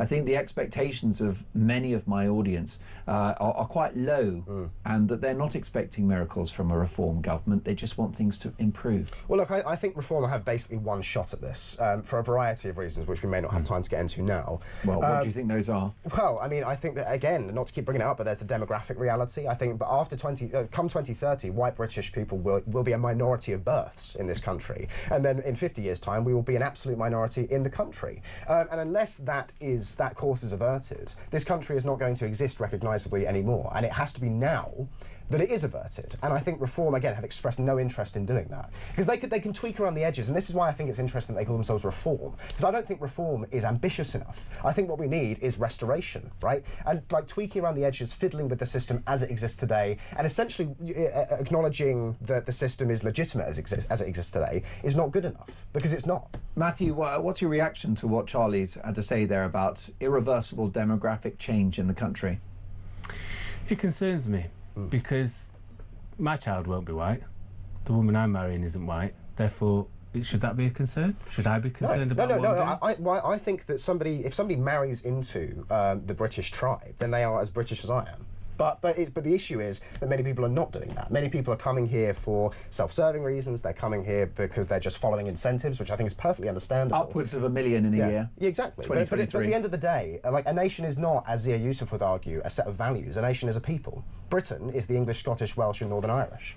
And if those people disappear, Britain doesn't exist anymore. But is the multi-ethnic nature of Britain now an irreversible status, and do you need to move forward on that basis? It depends on the timescale that we're talking about, because I think it is irreversible for the foreseeable future, probably for my lifetime.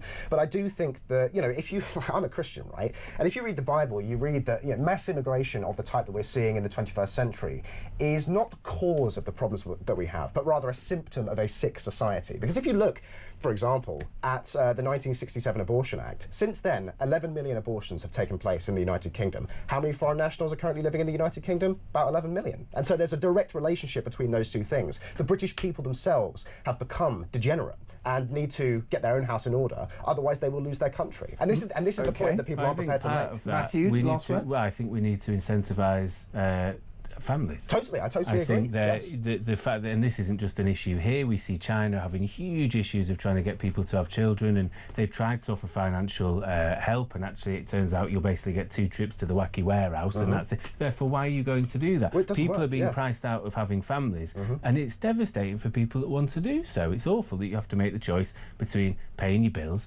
or advancing life. It shouldn't be that case. True, it is deeper than this though, because if you look at a lot of very good studies, they will show that the only reliable predictor for bearing children, more than 2 children, is faith. It is religiosity, because everything else kind of falls by the wayside. Because if you have a faith, if you believe that if you obey the will of God and follow the principles laid out in, for example, the Bible, that everything will be okay, you're not going to be concerned about economic factors, you're not going to be concerned about societal factors, and that very much is my view. And I think if more British people shared that view, as our ancestors did, as everybody in this country did up until the last 5 minutes historically, I think we'd be in far better shape, because we wouldn't be engaging in things like abortion, divorce, you know, premarital relations and all these sorts of things, which are actually at the root of our civilizational decline and which are giving rise to things like mass immigration and demographic decline. OK, well, look, a fascinating debate, and it will continue. My thanks to Matthew Torbit. Matthew, really enjoyed our one-on-one earlier. Very illuminating. Matthew's given us an exclusive. Angela Rayner does not want to be Prime Minister. She will quite happily be a running mate supportive of Andy Burnham, who is 50-50 to throw his hat in the ring for that by-election in the weeks ahead. Matthew Torbit is a former Labour advisor, and Charlie, great to see you as well. Lovely to have you in the studio. Cheers. Come back and see us again soon. Charlie Downs is a campaign director at Restore Britain. So much more to come. Next up, we'll be saving Britain's pubs. Don't go anywhere.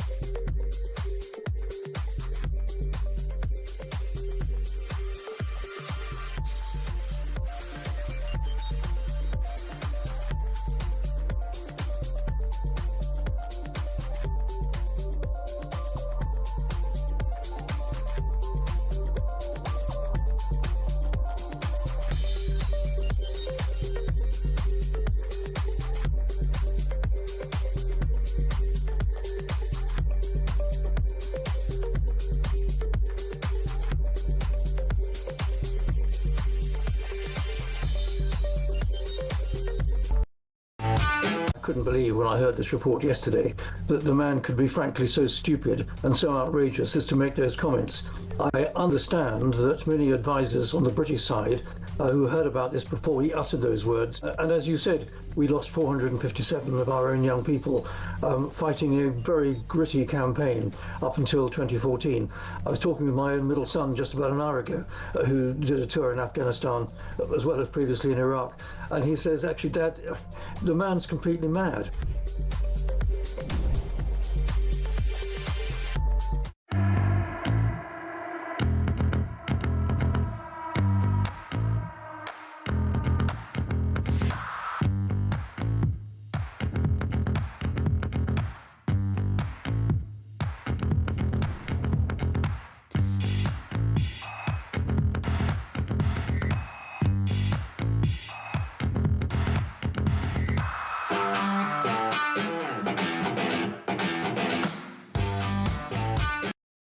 Across the UK, on DAB+, on YouTube, on your mobile, and on your side.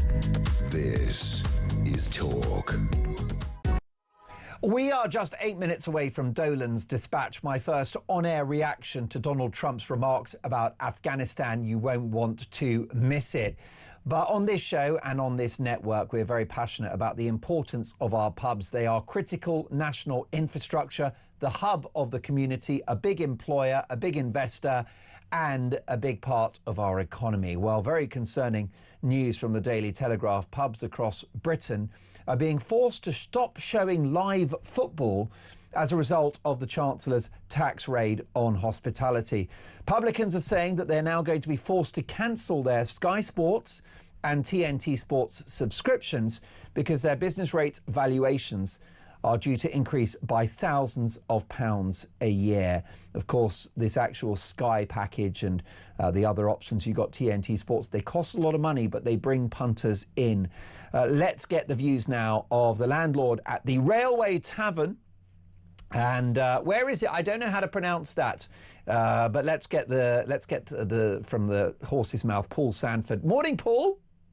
Morning, Mark. Lovely to see you. How do I pronounce the town in which your pub resides? It's Dereham. Dereham. So, where is Dereham, Paul?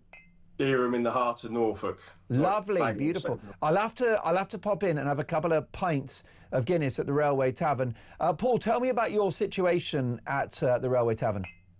With the rate revaluation, the Sky package, the TNT package is all, it runs in line with your rateable value. So as well as your business rates going up, your Sky and your TNT package goes up alongside it. So to our little pub alone, it makes between £500 and £600 a month difference just on the TV rights.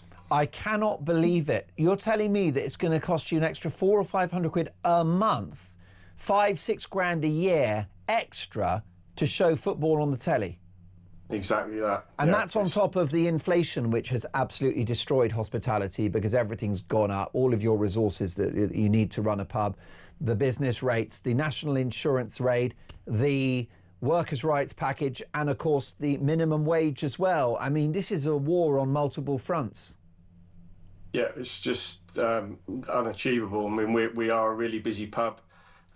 We buck the trend. We do different things to get people in, but we can't physically get any more people in our pub to make it, to pay that extra. It's impossible. It's absolutely appalling. And the thing is, if you lose the football, you will lose footfall, no pun intended.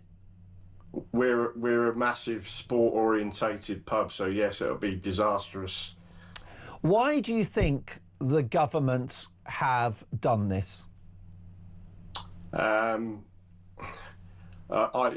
predicted 10 years ago that pubs would be a thing of the past with the demographic in the country changing completely. There's certain demographic that don't drink alcohol. That's obviously my view, but I truly believe that we've been forced into a corner where there isn't going to be pubs. So you would say that the political establishment don't think too much of traditions of this country like the pub business and going and having a pint. You'd say that sort of the increasingly diverse society is at odds with traditions like having a pint. 100%.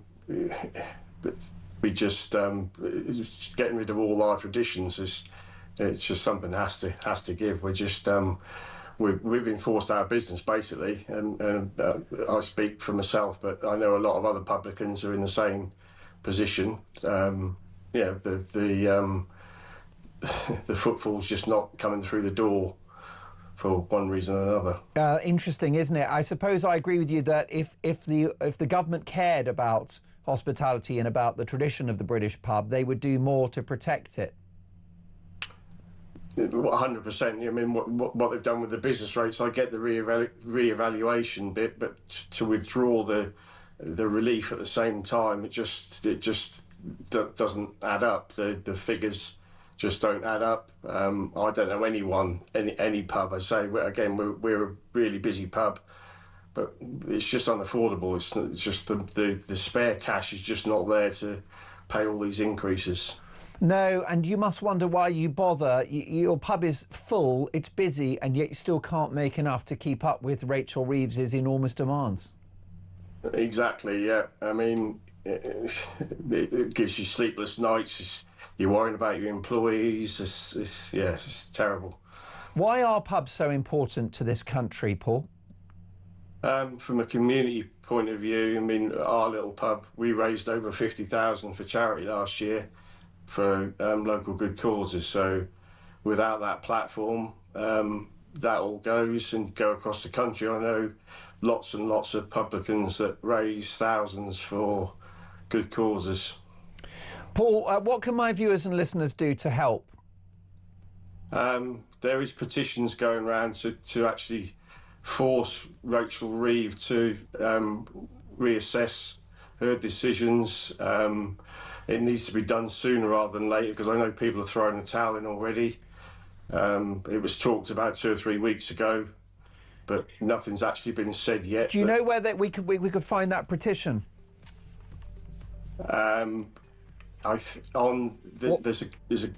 Sorry. I'm going to put it out. I'll put it out straight after this news break, okay? Because, Paul, we care so much on this show and on this channel about the pubs. I'm the son of a landlord myself, Seamus Dolan, Sir Robert Peel in North London. And the Railway Tavern in Dereham is precious, as is every single public house.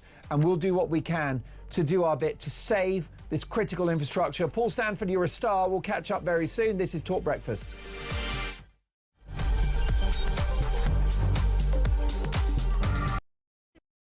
We reject!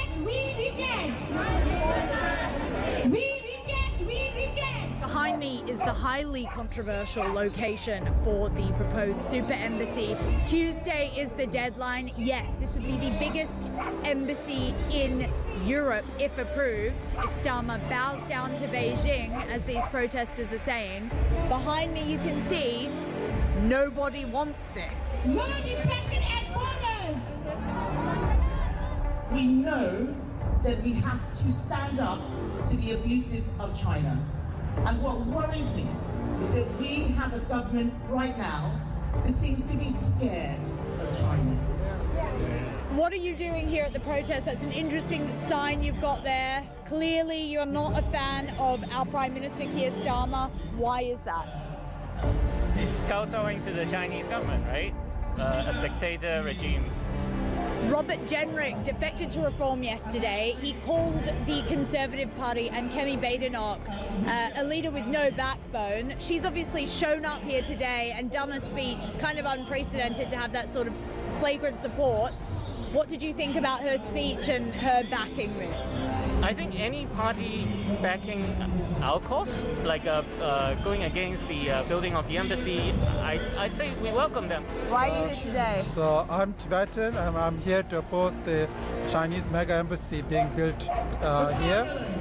Unfortunately, we think the UK government might allow this to happen, and I think it sends the wrong message to people who have been oppressed by the Chinese government, who are still being continuously oppressed in free countries. There are lots of Chinese decisions which are being followed by Chinese police states. Now, we know that there are plainclothes Chinese policemen potentially in the crowd, so a lot of them want to stay anonymous, which is very understandable. Why are you here today? Because it's very simple. It's no mega embassy, and this is absolutely unacceptable because this is a very peak area, and I don't think any one of the country they will have choose one of the peak area, prime area, and make it to their one of the I think it's the biggest embassy in Europe. So this is absolutely unacceptable.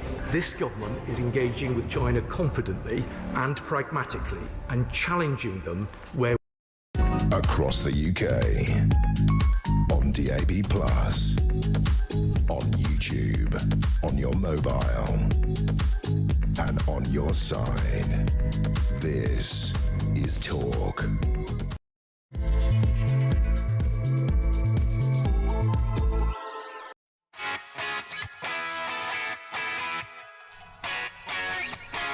Dolan's dispatch is coming. Might get me cancelled. Good.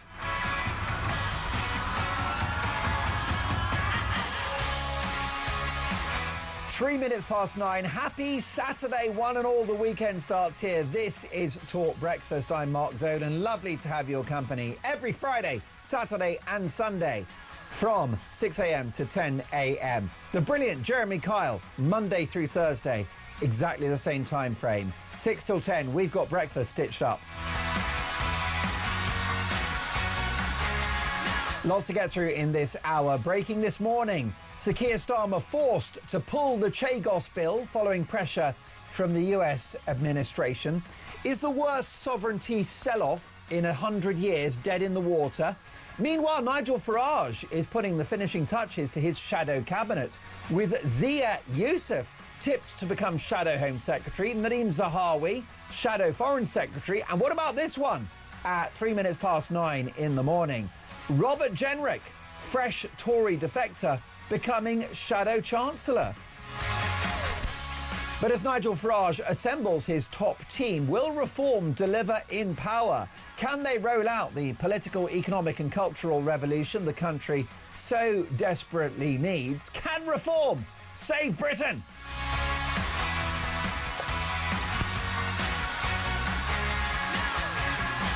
Minutes past 9. Is the microphone working, Dave? We're on. We are in the room, folks. Let me tell you, we've got so much to get through. Another Labour U-turn. Mastermind himself, David Lammy, is back, considering cancelling his plans to scrap jury trials.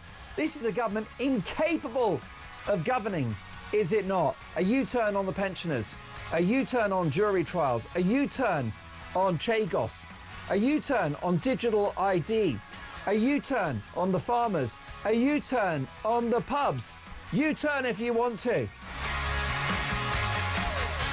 This presenter's not for turning. So much to get through. My number is 03444991000. Text the word talk and your message to 87222. Leave us a voice note as well. We've got the inside story on the row within the Beckham family as well. So much to get through. As the saying goes, let's talk. And we start, as always, at 9:05 on a Friday and on a Saturday and on a Sunday. Dolan's Dispatch. I'm sorry. Spare me the pearl clutching about Donald Trump's Afghanistan remarks. Of course, it was completely wrong and insensitive to claim that the British troops evaded danger and dodged the front line in the war in Afghanistan. In fact, we lost almost 500 servicemen, with countless others injured. So those remarks by Donald Trump were crass, they were factually incorrect, they were unfair, they were uncalled for, wrong, wrong, wrong. I condemn those remarks in the most strong and robust way possible. But this is Donald Trump, right? This is a guy whose bark is worse than his bite. He shoots from the hip. He's uncontrolled. He's a maverick. And at times he's a ridiculous man that says silly things. But I judge people by their actions, not their words. And with a peace deal in the Middle East that no one said was possible, gargantuan efforts to end the war in Ukraine, and I think a deal is coming on that, the settling of conflicts around the world, plus the small matter of the removal of the wicked dictator Maduro in Venezuela, successful airstrikes on Iran prior to that Gaza peace deal. Donald Trump needs to take no lectures from European leaders, including our own spineless Prime Minister, on matters of the military and global security. How dare they? What a brass neck they've got. It is Europe that has enfeebled global security and threatened the future of NATO, with years and years, decades of underinvestment, allowing the Americans to underwrite European security. That's not America's job, it's Europe's job. It's their continent. And Donald Trump should take no lectures from Sir Keir Starmer on matters of the military when this Prime Minister is allowing brave men who served in Northern Ireland in the 70s and the 80s to be sued by woke lawyers for doing their jobs at the time, for going in harm's way and fighting for our safety. Keir Starmer wants an apology from the president for his Afghanistan remarks. Now, the remarks were wrong and I won't defend them. But I'd like an apology from Sir Keir Starmer for attempting to hand over the Chagos Islands at a cost of billions to you and me and at a cost of a threat to our global security. I'd like Sir Keir Starmer to apologise for destroying our economy and for his scorched earth policies on businesses, particularly high street outlets, pubs and the farmers.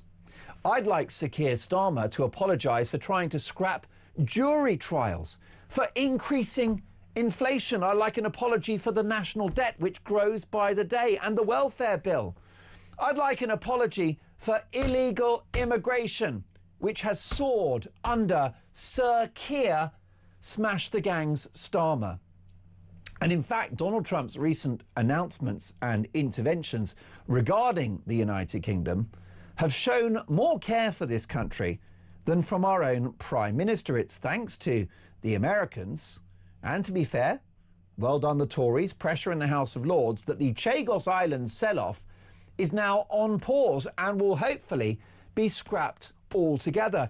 It is pressure from Washington and pressure from Donald Trump, who cares about Britain, that the Chagos Islands sell-off appears to be dead in the water. Here's the front page of the Daily Telegraph. Starmer forced to pull Chagos deal. Thank you, Donald. It's the president who has called out the madness of net zero, which is responsible for the effective deindustrialisation of this country and which won't even save the planet. Thank you, Donald, for calling that out. It is Donald Trump who pointed out that we have enormous natural resources on our own shores. Oil and gas you can only dream of. Do you know where we get our oil and gas? We buy it from the Norwegians because they drill, baby, drill. And we have chosen economic suicide. Donald Trump called it out. Thank you, Donald Trump. It is the president who has called out the madness of illegal immigration, something that he dealt with so effectively on his own southern border. We can only dream of leadership like that. And Trump has talked about mass legal immigration as well, saying if you don't stop uncontrolled immigration, you won't have a Europe anymore, you won't have a Britain anymore. He's right. Thank you, Donald.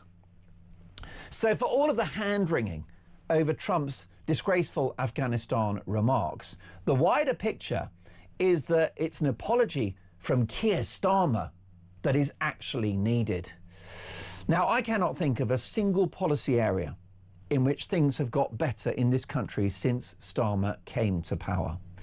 Many of you say that the awful, awful policies of this government are on purpose, to destroy our culture, on purpose, to destroy our society and our social cohesion, on purpose, to destroy our economy, on purpose, to destroy our energy supply and our infrastructure, on purpose. A lot of you have said you think this is on purpose. I've just had an amazing pub landlord who said he thinks that the destruction of pubs is on purpose.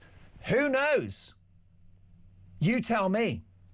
But what I can tell you is that the orange man on the other side of the pond is a far better friend to this country than our own Prime Minister. 12 minutes past 9, your reaction, 0344 499 1000. Give me a call if you agree. Give me a call if you disagree. I don't like what Donald Trump said about the Afghanistan troops. It's very upsetting to the families of the veterans who are injured or indeed who passed in the active line of duty. It was wrong. It was egregious.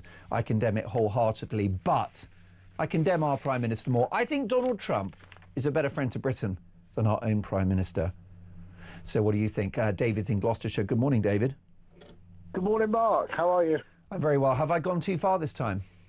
No, I think you're absolutely right. And you've basically said what most of us think and know. As you said, it's egregious what Trump has said about our forces. But I'm not sure whether he actually understands what he has said. I think he's talking about NATO in Europe, not necessarily Britain, but that's a personal view. You know, whether he did mean Britain, because usually we have to be asked to, because our regular troops are better than American special forces, let alone our special forces. That's just a fact. Well, this is it. And I just think, David, that obviously you don't want to be the widow of a soldier having to hear Donald Trump say that, we weren't on the front line. But spare me the hand-wringing from European leaders who are ultimately the ones responsible for neglecting European security. Well, absolutely, yeah. I mean, what we're doing to this country, I mean, what you were saying earlier, I mean, it was shock horror that Islamic fighters are coming over on the boats. Anybody with a brain cell knows that one. We were only talking about this with a friend last night. They reckon they're waiting for a signal to start up and fire up, and I think it is true. Like a sleeper cell. Yeah, I'm actually really, I mean, I am actually really frightened, and I have been for a long time, about what's going to happen in this country. That's the way we carry on. I mean, look what happened with Birmingham.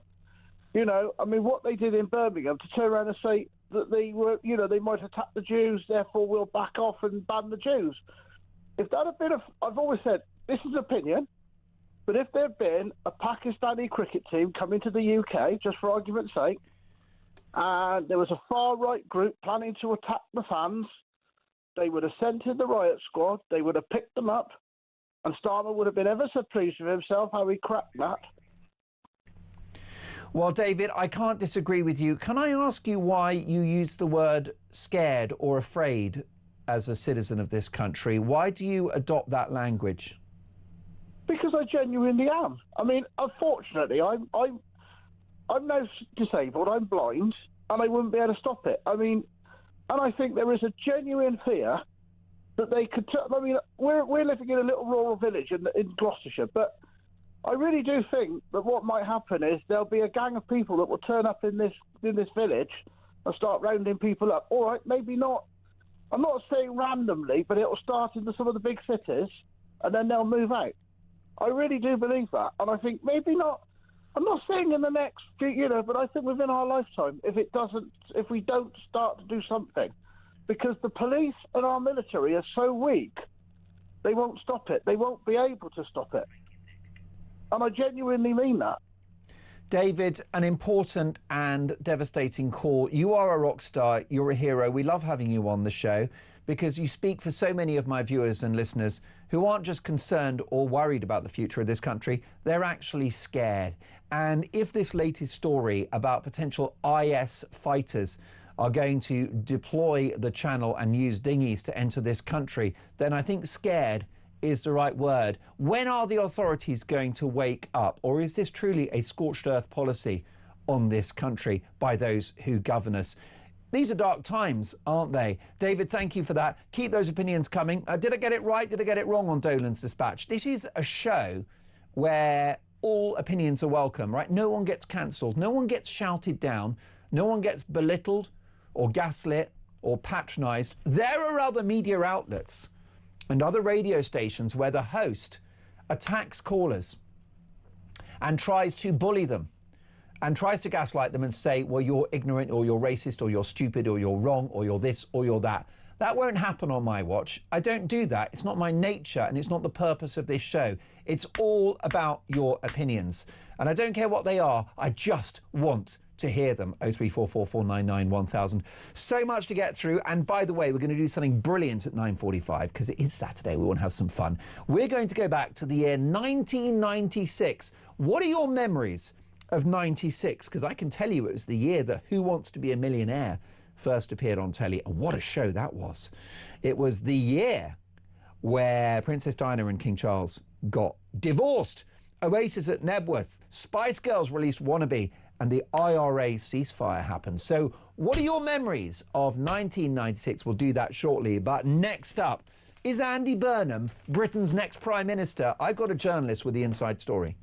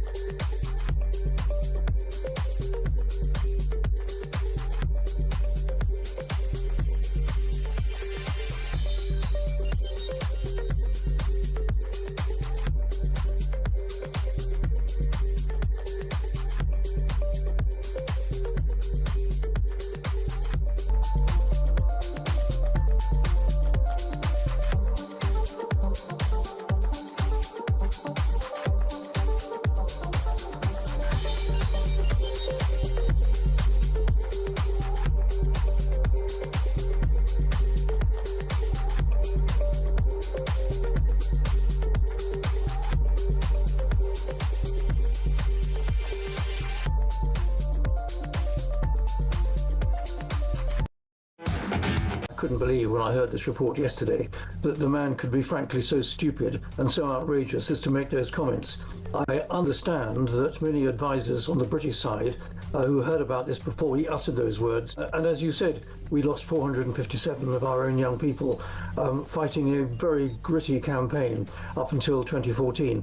I was talking with my own middle son just about an hour ago, who did a tour in Afghanistan as well as previously in Iraq, and he says, actually, Dad, the man's completely mad.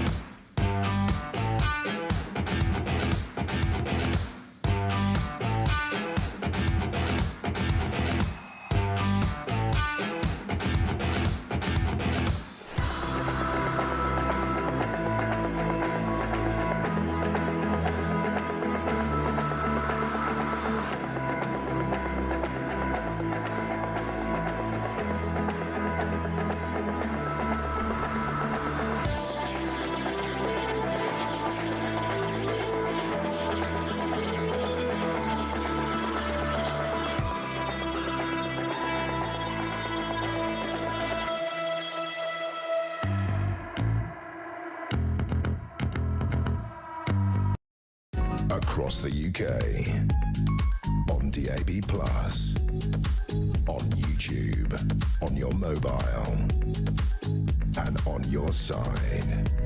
This is Talk. I must thank engineer Dave, because he's managed to get the messages straight on my laptop, which is brilliant. And I often read them after the show as well. How about this, Mark? No one is criticising the bravery of our servicemen. They're sent to conflict by our government. Was there not an outcry over the poor equipment that our soldiers were given during various conflicts, including the Afghanistan conflict? Isn't it just recently that Starmer's government passed a law to prosecute soldiers that were in Northern Ireland? Alison in Glasgow, thank you for that. You're absolutely right. I'll accept no lectures from the Prime Minister Keir Starmer about Trump's disgraceful Afghanistan remarks when this government have done so much to undermine our military in this country. How about this? Good morning, Mark. Great show as always, says Michelle in Northumberland. It was terrible what Trump said about our troops, but has anyone thought he may have done this to get us talking about how great and brave our troops are at a time when our government has agreed to prosecute our veterans? You know how his crazy mind works. Well, Michelle, thank you for that. Well said, David in Gloucestershire, says Sue in West Sussex. You speak for millions of us. I fear what's going to happen between now and the next general election, as it could be too late by then. Labour will be eviscerated. And spot on with Dolan's dispatch this morning, says Lorna. Trump has our best interests at heart. Michael, your Dolan's dispatch was spot on this morning. Actions speak louder than words. We all say disgusting things at the wrong time, but sad to say, we are not perfect. And John says, Mark, I agree that the damage to this country is deliberate. Logic points to exactly that, and Trump's people certainly believe that. That is John in Saxmundham in Suffolk. And great dispatch, says an unnamed texter. Boy, do we need Donald and alienate America at our peril. Listen, folks, I'll get more of your thoughts and feedback in just a moment, but sitting opposite me is one of the finest journalists in the country. It is the Whitehall correspondent of the Sun newspaper, Sophia Slay. And Sophia, so much to go at, including the Chagos surrender, which looks to be dead in the water. But first, the small matter of a man who might be Britain's next Prime Minister, Andy Burnham. What's the story?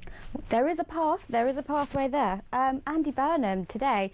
Normally we don't get a lot of political news on a Saturday, but today is going to be a big day in British politics. We're going to find out before 5 p.m. Whether or not Andy Burnham wants to run for this seat in Manchester, which has been vacated by one of his Labour colleagues. The Labour MP stepped down this week. And as I was saying, there's a pathway, and basically, if he does decide to throw his hat in the ring for this seat, and he does get selected to run for Labour, and then he wins the seat, and then he's back on the benches in the House of Commons, does he stage a coup against the Prime Minister? You know, there's this kind of, it's a long-term plan, a long-term plot by his supporters, but that's the path, and that is the story that everyone's been talking about for months. But the big question is, will he be able to run? Will he throw his hat in the ring? I mean, right now, as I've sort of come in your studio, we've not heard a peep from Andy Burnham. The timetable for the sort of selection, he's got to go to the NEC, basically Labour's ruling body, the NEC. He's got to tell them before 5 p.m. today. Does Starmer control that body? He, in a way, essentially, because it is rammed full of Starmerites, which is good for Downing Street, because they will, I mean, fundamentally Downing Street would not really want Andy Burnham on the backbenches in the Commons. He would be a problem, and they would want to do everything they can to stop him. I mean, I think if the NEC, if members of the NEC do try and block Andy Burnham's bid to run, the argument officially would be, well, you know, you're already a mayor. It would be extremely expensive. It's too tight a timetable. I think it's like, you know, nearly 5 million it would cost to sort of run an election for mayor in Greater Manchester. So I think they would cite things like that. But, you know, us in Westminster would be going, well, you know, really, they don't want him to become an MP. They don't want him to be sat in Westminster because it would be a problem for the Prime Minister. And as I said, we've been long talking about this plan, this coup to topple Keir. Starmer can't look like he's running scared. No, exactly. And also, I don't think Andy Burnham can afford to look like he's running scared as well. I mean, he's postured for such a long time on this. If he doesn't throw his hat in the ring, you know, what does that mean for Andy Burnham next? Is that just it for him, or does he wait, you know, closer to the general election? Well, you're totally right. There is, at the moment, at 26 minutes past 9 on a Saturday morning, a path to power for Burnham this calendar year. However, it's a gamble, isn't it? Because if he throws his hat in the ring, if he gets selected, and if he runs in his by-election, and if he loses, his career is over. Totally. It's the end. And he has, you know, there's a real risk that he say he gets selected, say he runs, and say he loses. And I've spoke to a few Labour people yesterday, MPs and advisors, and the name Zach Polansky kept coming up, the Green Party leader. And there's a world in which he decides to run in that seat and splits that left vote, or, you know, could even take that left vote. What could be a scenario is that Zach basically splits that vote, and, you know, a Reform candidate comes up through the middle, through all this sort of fractured left vote. And what about George Galloway comes in to split the left vote further? Even more, exactly. And that's totally that world in which we could get, say, a Zia Youssef if he decided to run there. I mean, it's all very much if, but these are all possibilities as we sit here this morning. And the optics of Zia Youssef in the House of Commons would embolden the idea and the imagery that Reform UK is getting ready for power. Yes, yeah. You'd be sort of thinking, well, wait a minute, Zia's in there already. Farage is in the House of Commons. Yeah. Jenrick's already there now, having crossed the floor. It would, I think, change the perception of Reform UK if Zia Youssef were to become an MP. Yeah, I think so. I think he's sent out on the airwaves a lot already, and I think he is becoming quite a sort of household name. People do recognise him. They know, a bit like Layla as well, who's going to run in London against Sadiq Khan. You know, she's already sort of becoming a bit of a name on the street, but isn't an MP already. But it will give them that sort of, you know, gravitas, that kind of, you know, sense of sensibility, I suppose, and professionalism that, you know, that you can have with much more MPs than, you know, 3 or 4, right? Well, that's exactly it. So going back to the Burnham intrigue, I'm guessing from you, would you put it at 50-50 that he throws his hat in the ring before 5 p.m? Is it possible to put a percentage chance? If you were going to place a bet on paddypower.com or williamhill.com or Coral, what would it be? That's a good question. Do you know, I was really thinking about it this morning. If I was Andy Burnham, what would I do? And it's such a risk to your political career, your whole life, if you got selected and lost. That is such a risk. But let's say he throws his hat in the ring and the NEC say, no, you're not going to be selected, you're not eligible, it costs too much money, timetable's too tight. He's got nothing to lose by being rejected. If anything, he could look like a martyr, right? You know, he could sort of say, well, it was a stitch-up, you know, and all his supporters would say, it was a London stitch-up, which they're already doing. You know, that timetable's too tight. So there's a world in which, you know, just by throwing his hat in the ring today, and then being thwarted. Yeah, he might judge that that's worth it to be rejected almost. Another significant development is the former Deputy Prime Minister, Angela Rayner, one of the most high-profile figures within the Labour movement and a popular figure within the party, who has backed Burnham to re-enter the House of Commons. Why is that significant? I think it's a bit of a declaration of war on Keir Starmer, really, when you've got, you know, heavyweights that are, you know, really loved by party members still, and thought of very highly and very popular, a former cabinet minister and someone, I know she's been disgraced sort of in the public eye, but party-wise, she's unbelievably popular and still, you know, she's nowhere near as powerful as she was, but she will still have a power base. Now, the remarks of Matthew Torbit have surprised me on the show earlier, former Labour advisor who knows Angela Rayner well, and he has said that she'd be quite happy as his running mate, part of a dream ticket, perhaps, you know, Deputy Prime Minister, Deputy Leader of the party, and some other cabinet position, that she would be willing to facilitate his shot at the top job. I thought that Rayner had her eye on number 10. My big question would be, could an Andy Burnham and Angela Rayner ticket take the country? I don't think they would be able to. I don't think they'd bring the public with them at all. I can't see that being a popular choice. It might be in certain regions and parts of the UK, but I really can't see that being the popular public choice. Funnily enough, though, unfortunately for us as citizens, what we think doesn't matter. I suppose it's the Parliamentary Labour Party and the grassroots who will be voting. Yeah. I mean, Torbit has told me on this programme that he thinks that Angela Rayner has no great designs on being Prime Minister. Is that your understanding? I think once upon a time it would have been her desire. I think she will have she's had a huge knock last year, you know, a very public fall from grace. And, you know, those sort of Sky interviews when she was in tears and things like that, you know, that on a human level, that will all have taken a toll on her. Would you really want to put yourself through the extremities of being a Prime Minister or being a party leader? You're so exposed, you're so sort of under the public eye. I imagine her sort of ambitions in terms of being number one have probably tempered somewhat. Well, that's interesting. So what she does by way of revenge is deliver Andy Burnham on a plate, and that she'd be back in the cabinet, wouldn't she? If she supports Burnham, then Burnham gives her a big job in government, and she does want to go back into the cabinet, surely. Yeah, I mean, that's certainly something that's been talked about a lot, and that's something that's been talked about by a spectrum of MPs and cabinet ministers. You know, Wes Streeting, who you wouldn't really put in the same camp politically as Angela Rayner, has talked about sort of her coming back into the cabinet. And I think even Keir Starmer has as well.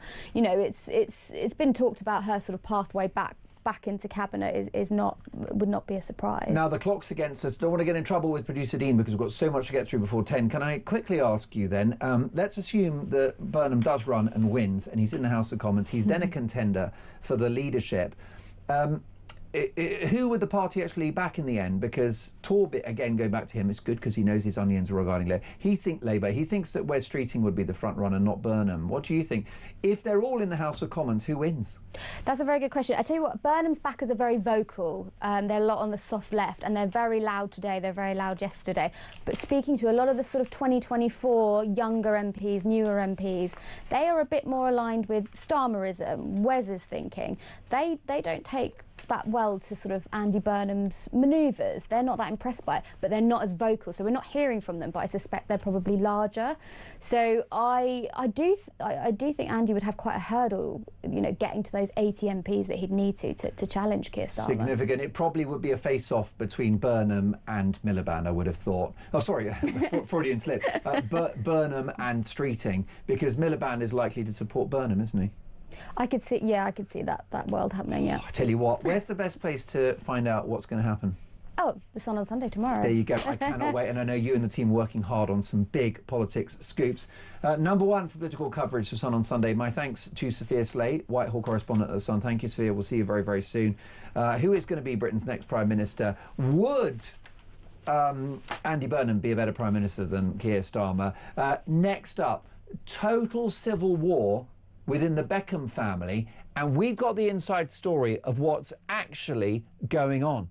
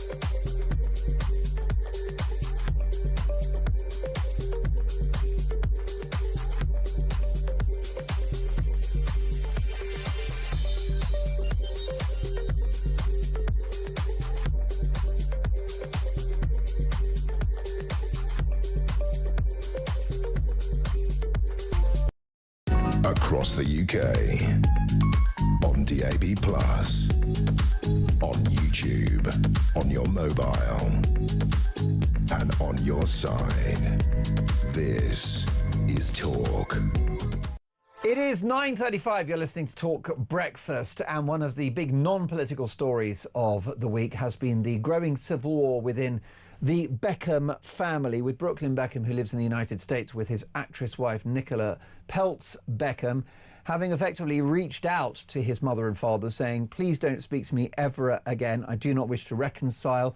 Only talk to me through lawyers. And he effectively characterised his parents as having ruined his life. Let's get reaction now from someone that's got the inside story on this, the bizarre editor at The Sun on Sunday, Hannah Hope. Morning, Hannah. Good morning. Oh boy, it doesn't rain but it pours. This is a massive showbiz story. It's got huge reach, hasn't it? With David and Victoria, two of the most famous people in the world, with a runaway son in the United States, waging war on his parents. I mean, it's such a truth bomb that he dropped on Monday night. 6 pages of bombshell after bombshell. And yeah, he really has started a nuclear war, as in showbiz terms. And what's fascinating is that usually the Beckhams have got so much control over everything that they put out press-wise, and it feels like they've lost the game here. They really can't control their son anymore. And in America, they've lost their reach as well. And I'm really surprised that he was able to do it, because they NDA everyone up to the hilt. So. And an NDA is a non-disclosure agreement, and that means that in principle, if you speak publicly about family matters, you'll be sued. And even the Beckhams try to control what their children say. Absolutely. I mean, Victoria has trademarked all of her kids' names. They really are brand Beckham to the hilt. And in terms of NDAs, they use Harbuttle and Lewis, which is Prince Charles's law firm, £800 an hour. They don't mess around. And I've seen some of these NDAs drawn up for various different people who've been in the fold, and they are watertight. So it's really interesting that certain people like Brooklyn and DJ Fat Tony, who was their family DJ and went on This Morning yesterday, have been able to talk about it. Well, let's take a clip. Let's have a listen to this DJ talking about what happened at that wedding. Mark Anthony was performing on stage. He then called Brooklyn onto stage. Brooklyn went onto the stage where the next minute everyone was expecting it to be Nicola to go up and do the first dance. And then Mark Anthony asks the most beautifulest woman in the room to come to the stage. And then he says, Victoria, come to the stage. So Victoria's by the stage, she goes onto the stage. And of course, at that point, Brooklyn's like suddenly, literally devastated, because he thought he was going to do his first dance with his wife. Then Nicola leaves the room crying her eyes out. Brooklyn's stuck there on stage, and then they do this dance, and Mark Anthony's like, go, put your hands on your mother's hips. And it was a Latin, you know, it's a Latin thing. And the whole situation was really awkward for everyone in the room. How central to the drama is the first dance moment at the wedding. How much of is that at the very heart of this problem? I think that it's really similar, the parallels actually between Harry and Meghan and their own dramas around their wedding. I think there'd been a lot of preamble with the dress. Victoria was meant to be designing Nicola Pelt's a dress, and Brooklyn claimed that Victoria withdrew that offer weeks before the wedding, meaning that she had to scramble for another dress. Has she never heard of Zara.com? I know, and you know, there's so many high street dresses that you can just pick up on the day. But I think as well, the first dance is really, you know, at weddings, it is the moment, you know, it's kind of the presentation of bride and groom. And I think Mark Anthony, it's appeared to make it about Victoria, and some people are wondering, you know, was he told to do this by Victoria behind the scenes? We kind of need Mark Anthony to speak at this point. He's obviously a world famous pop star. I have contacted his press team to see if he will comment, but I really think that the next thing that's going to be a concern is the World Cup. That's going to bring David to America a lot throughout the summer. He's going to be one of the big kind of staples for England as part of the game, and that's going to put him across the road from Brooklyn. He's also got his Hollywood star he's yet to receive. Again, that's less than 5 miles away from where Brooklyn lives in LA. And that's happening this year, isn't it? The Hollywood star, the Walk of Fame. Yeah. So it's a big moment for him. Do you think that Victoria was placed in a difficult position by the singer Mark Anthony at the wedding, because he's on stage and he says, please, would the most beautiful woman at this wedding please step on stage, and he then names checks her. Should she have said no, my son's got to have the first dance with his wife? Should she have resisted? I think so, yes. I think that most mother-in-laws who, you know, understand what it's like to get married would have stepped back, and I think that having recently got married myself, I think that she should have done the gracious thing. But being a pop star, being a celebrity, you know, sometimes you've met lots of celebrities, they can't resist their moment in the spotlight, so I'm sure she would have absolutely grabbed that opportunity with both hands if it was indeed Mark Anthony's idea, or if what many people think he was put up to saying that by Posh, she would have pre-planned all of it. Yeah, and knowing Victoria like you do you think it is possible that she engineered that moment at the wedding? Perfectly possible, and she has even said herself in the past she's never met a dance floor she doesn't like. So she would have absolutely, you know, tap danced into that moment. And she's a possessive mother hen. And was perhaps unwilling and not that keen to let go of her firstborn. It's an age-old kind of battle, isn't it? Mother-in-law versus, you know, son's girlfriend, wife. And yeah, I think that there have been lots of tensions in the build-up, and this was the crescendo. I mean, she is the best singer since Pavarotti, isn't she? Which is why it's likely now that this drama is going to get her back to #1 with her 2001 single, Not Such an Innocent Girl. I mean, that is one silver lining to come out of all of this. We need great music, and nothing better than Victoria's singing. I mean, it was always a great hit, and she's finally getting her a #1. What's going to be interesting today, though, Mark, so keep your eyes on social media. Emma Bunton is having her 50th birthday party at Soho Farmhouse, and Posh is meant to be going. So she loves Instagram. I'm sure she'll be parading around on Instagram. It's going to be her big comeback. What does this do for brand Beckham? Is it damaging?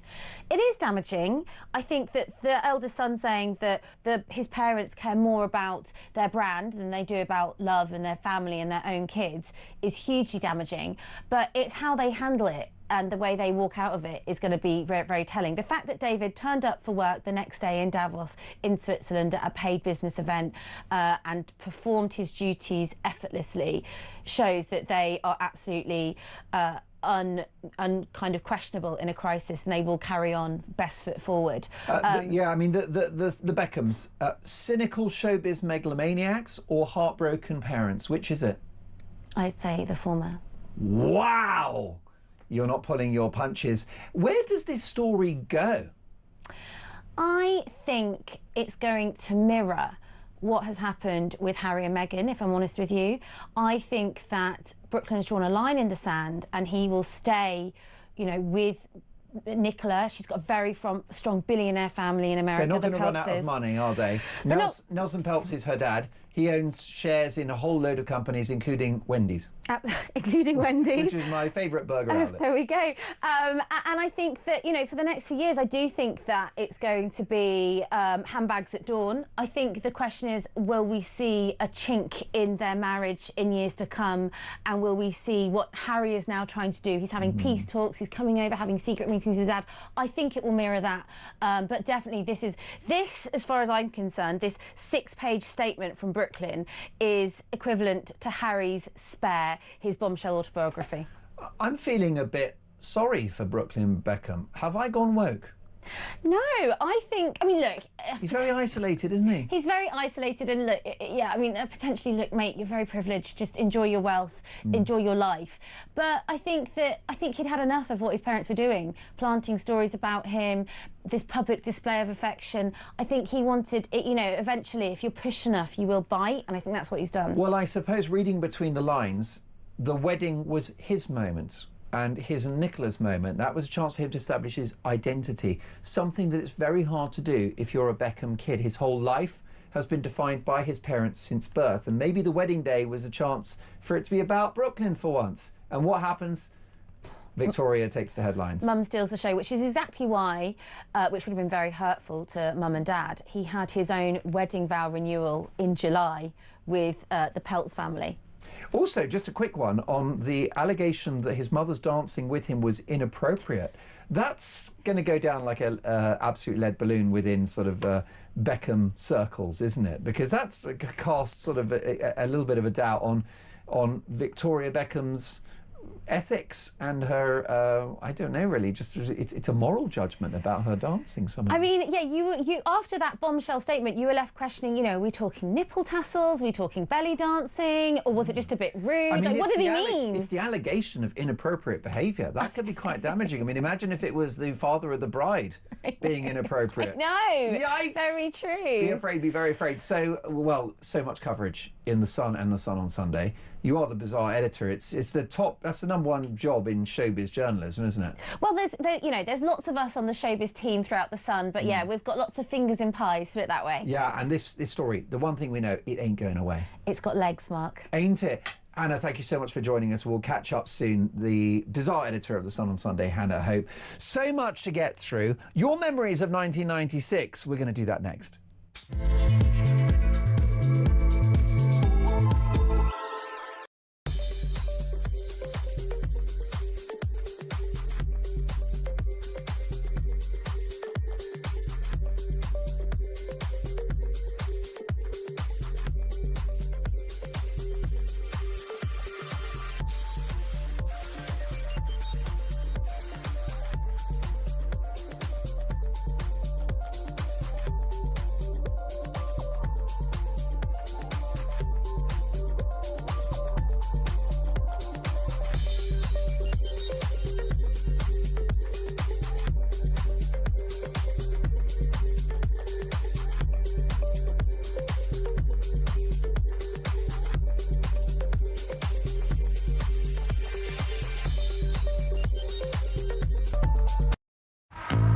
I couldn't believe when I heard this report yesterday that the man could be frankly so stupid and so outrageous as to make those comments. I understand that many advisors on the British side who heard about this before he uttered those words, and as you said, we lost 457 of our own young people fighting a very gritty campaign up until 2014. I was talking with my own middle son just about an hour ago who did a tour in Afghanistan as well as previously in Iraq, and he says, actually, Dad, the man's completely mad.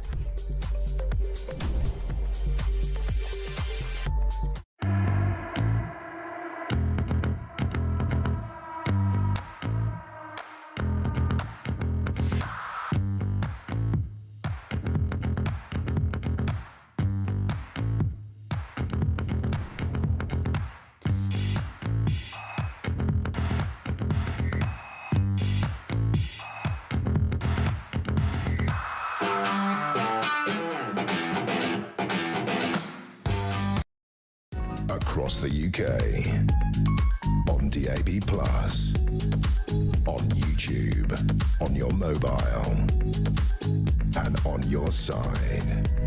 This is Talk. Can I thank my brilliant team today? Davis, great to have you back from Australia. I was a little bit exhausted earlier and called him Dixon. I don't know why. It's my favourite electronic retailer. Also, Stephanie's done an amazing job. Tommy as well, Engineer Dave, and the boss, the leader, our spiritual leader, the Ayatollah himself, Dean Spencer. And listen, folks, he's, by the way, Dean's a bit of, I'm afraid, a genius, and he's come up with Talk Women, which is one of my favourite shows now. Take a listen to Samara Gill, Layla Cunningham and Emma Trimble, who participate in this week's unmissable episode.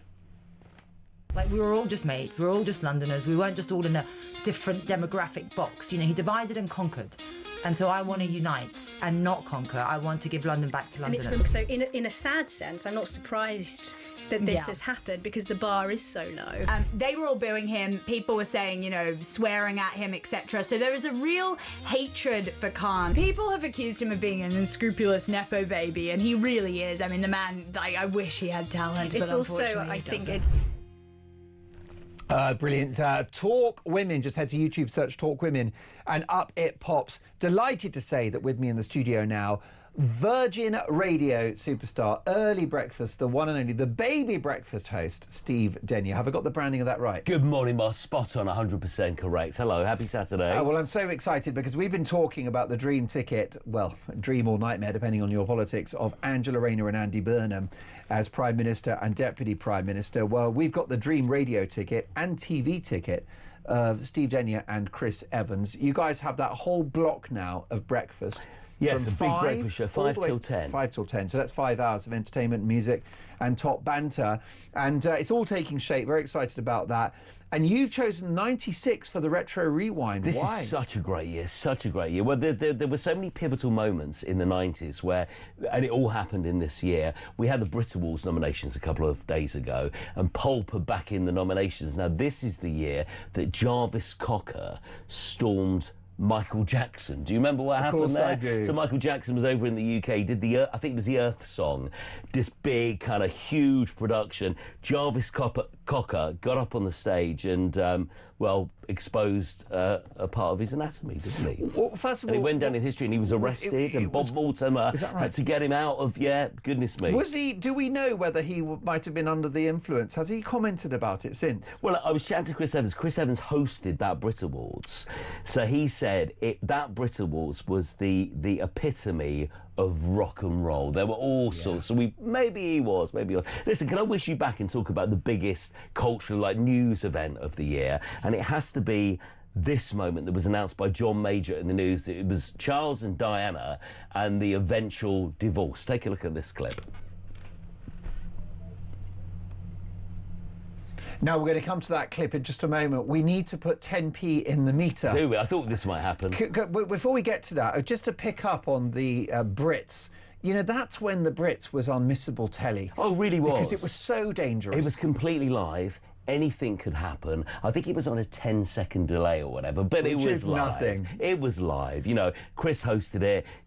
This was the year, lots of people have been getting in touch. They said, memories of the Spice Girls. Of course, that dress, Jerry Halliwell with the Union Jack dress. Yes. Mick Fleetwood and Samantha Fox. That was a few years before. It was a few years before, but I just love the fact that, the Brits had this track record of being dangerous. You got Elton John on stage ranting and raving about Madonna lip-syncing and all those other things. I just think it's great drama. And I remember when Chris Evans was hosting it, because at one point after the Jarvis Cocker stuff and the Earth Song, Chris goes back on stage and finds Michael Jackson's sunglasses on the podium.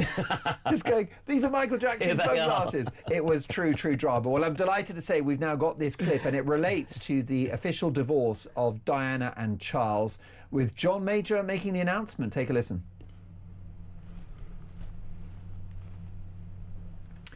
Now, I'm going to tell you the truth about what's happened on the show. I think the whole affair of the royal divorce is very sad, and this has been a matter of discussion and negotiation. I don't propose to add to that. I think the matter has been determined, and I've nothing further to say about it. She's a member of the royal family. She will remain a member of the royal family. She's the father of the next but one heir to the throne. So she is going to have an important role in our public life for as far ahead as we can see. The thought that she will not have a role in our future, I think, is profoundly wrong. I'd forgotten that John Major was Prime Minister for a few years. Of course he was. This was the final year. So this was the final year before, obviously, Tony Blair became our Prime Minister. Within his government, you had... Do you remember the Back to Basics campaign? Of course I do. Which they launched, and literally... everything went wrong. That's right, because every single piece of sleeves. It was a moral crusade, and then it turns out that all the Tory MPs were. But every single Sunday there was another. I used to do a John Major impression. I used to do John Major. That was my voice. And what would happen is John Major would speak quite quietly, and then in the House of Commons he'd get louder. Anyway, it feels like innocent times. Do you remember the Spitting Image? He just got greyer and got the Spitting Image puppet. So he was just like eating a plate of peas, wasn't he? It and was the Wiener genius. curry it was so good. The biggest movie, this is often coined as a cultural moment. A moment, so imagine if somebody hadn't have been around in the 90s and you wanted to show them one movie to say, this is out and out 90s. It was released in 1996. Danny Boyle was the director. Trainspotting. Trainspotting came out. We may have a clip of this, but if we have, I mean, it's worth having a look at the trailer, because everyone remembers where they were when they saw this film. Choose leisure wear and matching luggage. Choose good health and a career. Choose your friends. Choose your future. Choose life. I mean, the ingredients for Trainspotting, it had everything a movie wants, which is killer soundtrack. Yep. Worth buying the CD of the movie just to hear the songs. Yes. A killer source material, which is a best-selling novel by Irving Welsh.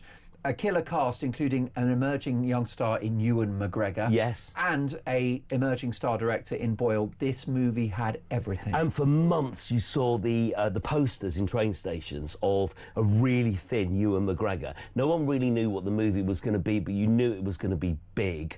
And I remember going to see it thinking, it's a bit like when you saw Pulp Fiction. I've never seen a movie like this. Just at a real snapshot into what we were watching. Outraged older people, younger people loved this film.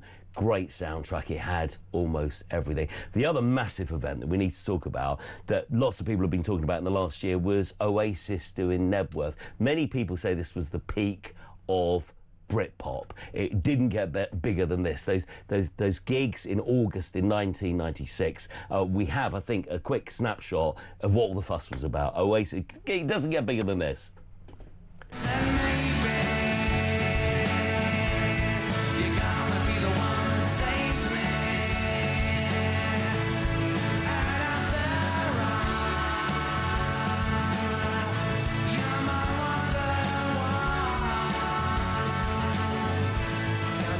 This was massive. I mean, this is not like Wembley Stadium or the O2. We're talking here about, what, 100,000 people?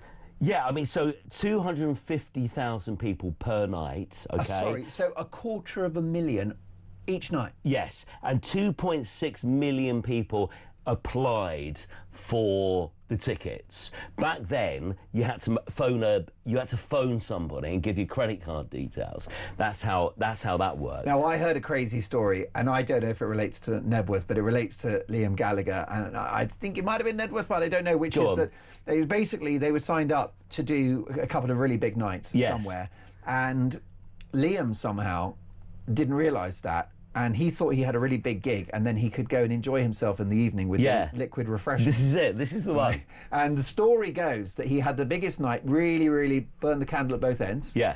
And then he gets a knock on his door at 5 p.m. and he goes, like, why have you woken me up? I've only just gone to bed. They go, well, you're doing a gig tonight. It's like, 2 nights? I thought it was 1.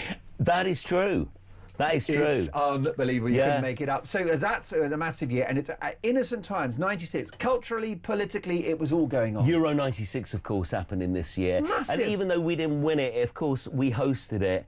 And it was the first year I remember, I would have been about 20, that the nation properly believed in themselves. And we got behind it and we loved it. And we channeled almost that Cool Britannia thing a year before the Cool Britannia thing kicked in, a year before you had, Tony Blair and Jerry with the Union Jack dress and stuff. It all kind of happened. It all started building and brewing And that was 96. Gaza, of course, in Was Gaza. 96, and Chris Evans on the Radio 1 breakfast show. Exactly. Demanding that the strip be changed so we go back to the traditional white. That's it, yeah. And That's so, it. you know, that was a cultural moment, And wasn't it? 96 was the year before TFI Friday started, so TFI hadn't even started until the early part of 1997. Well, I've heard they're bringing back TFI Friday with Peter Cardwell, is what I've been told. Really? Well, Yeah. I'd watch it. It's actually, don't forget your toothbrush. Mark, I know you're a quality broadcaster, but you can't tell lies on your programme. Go on Facts then. are important.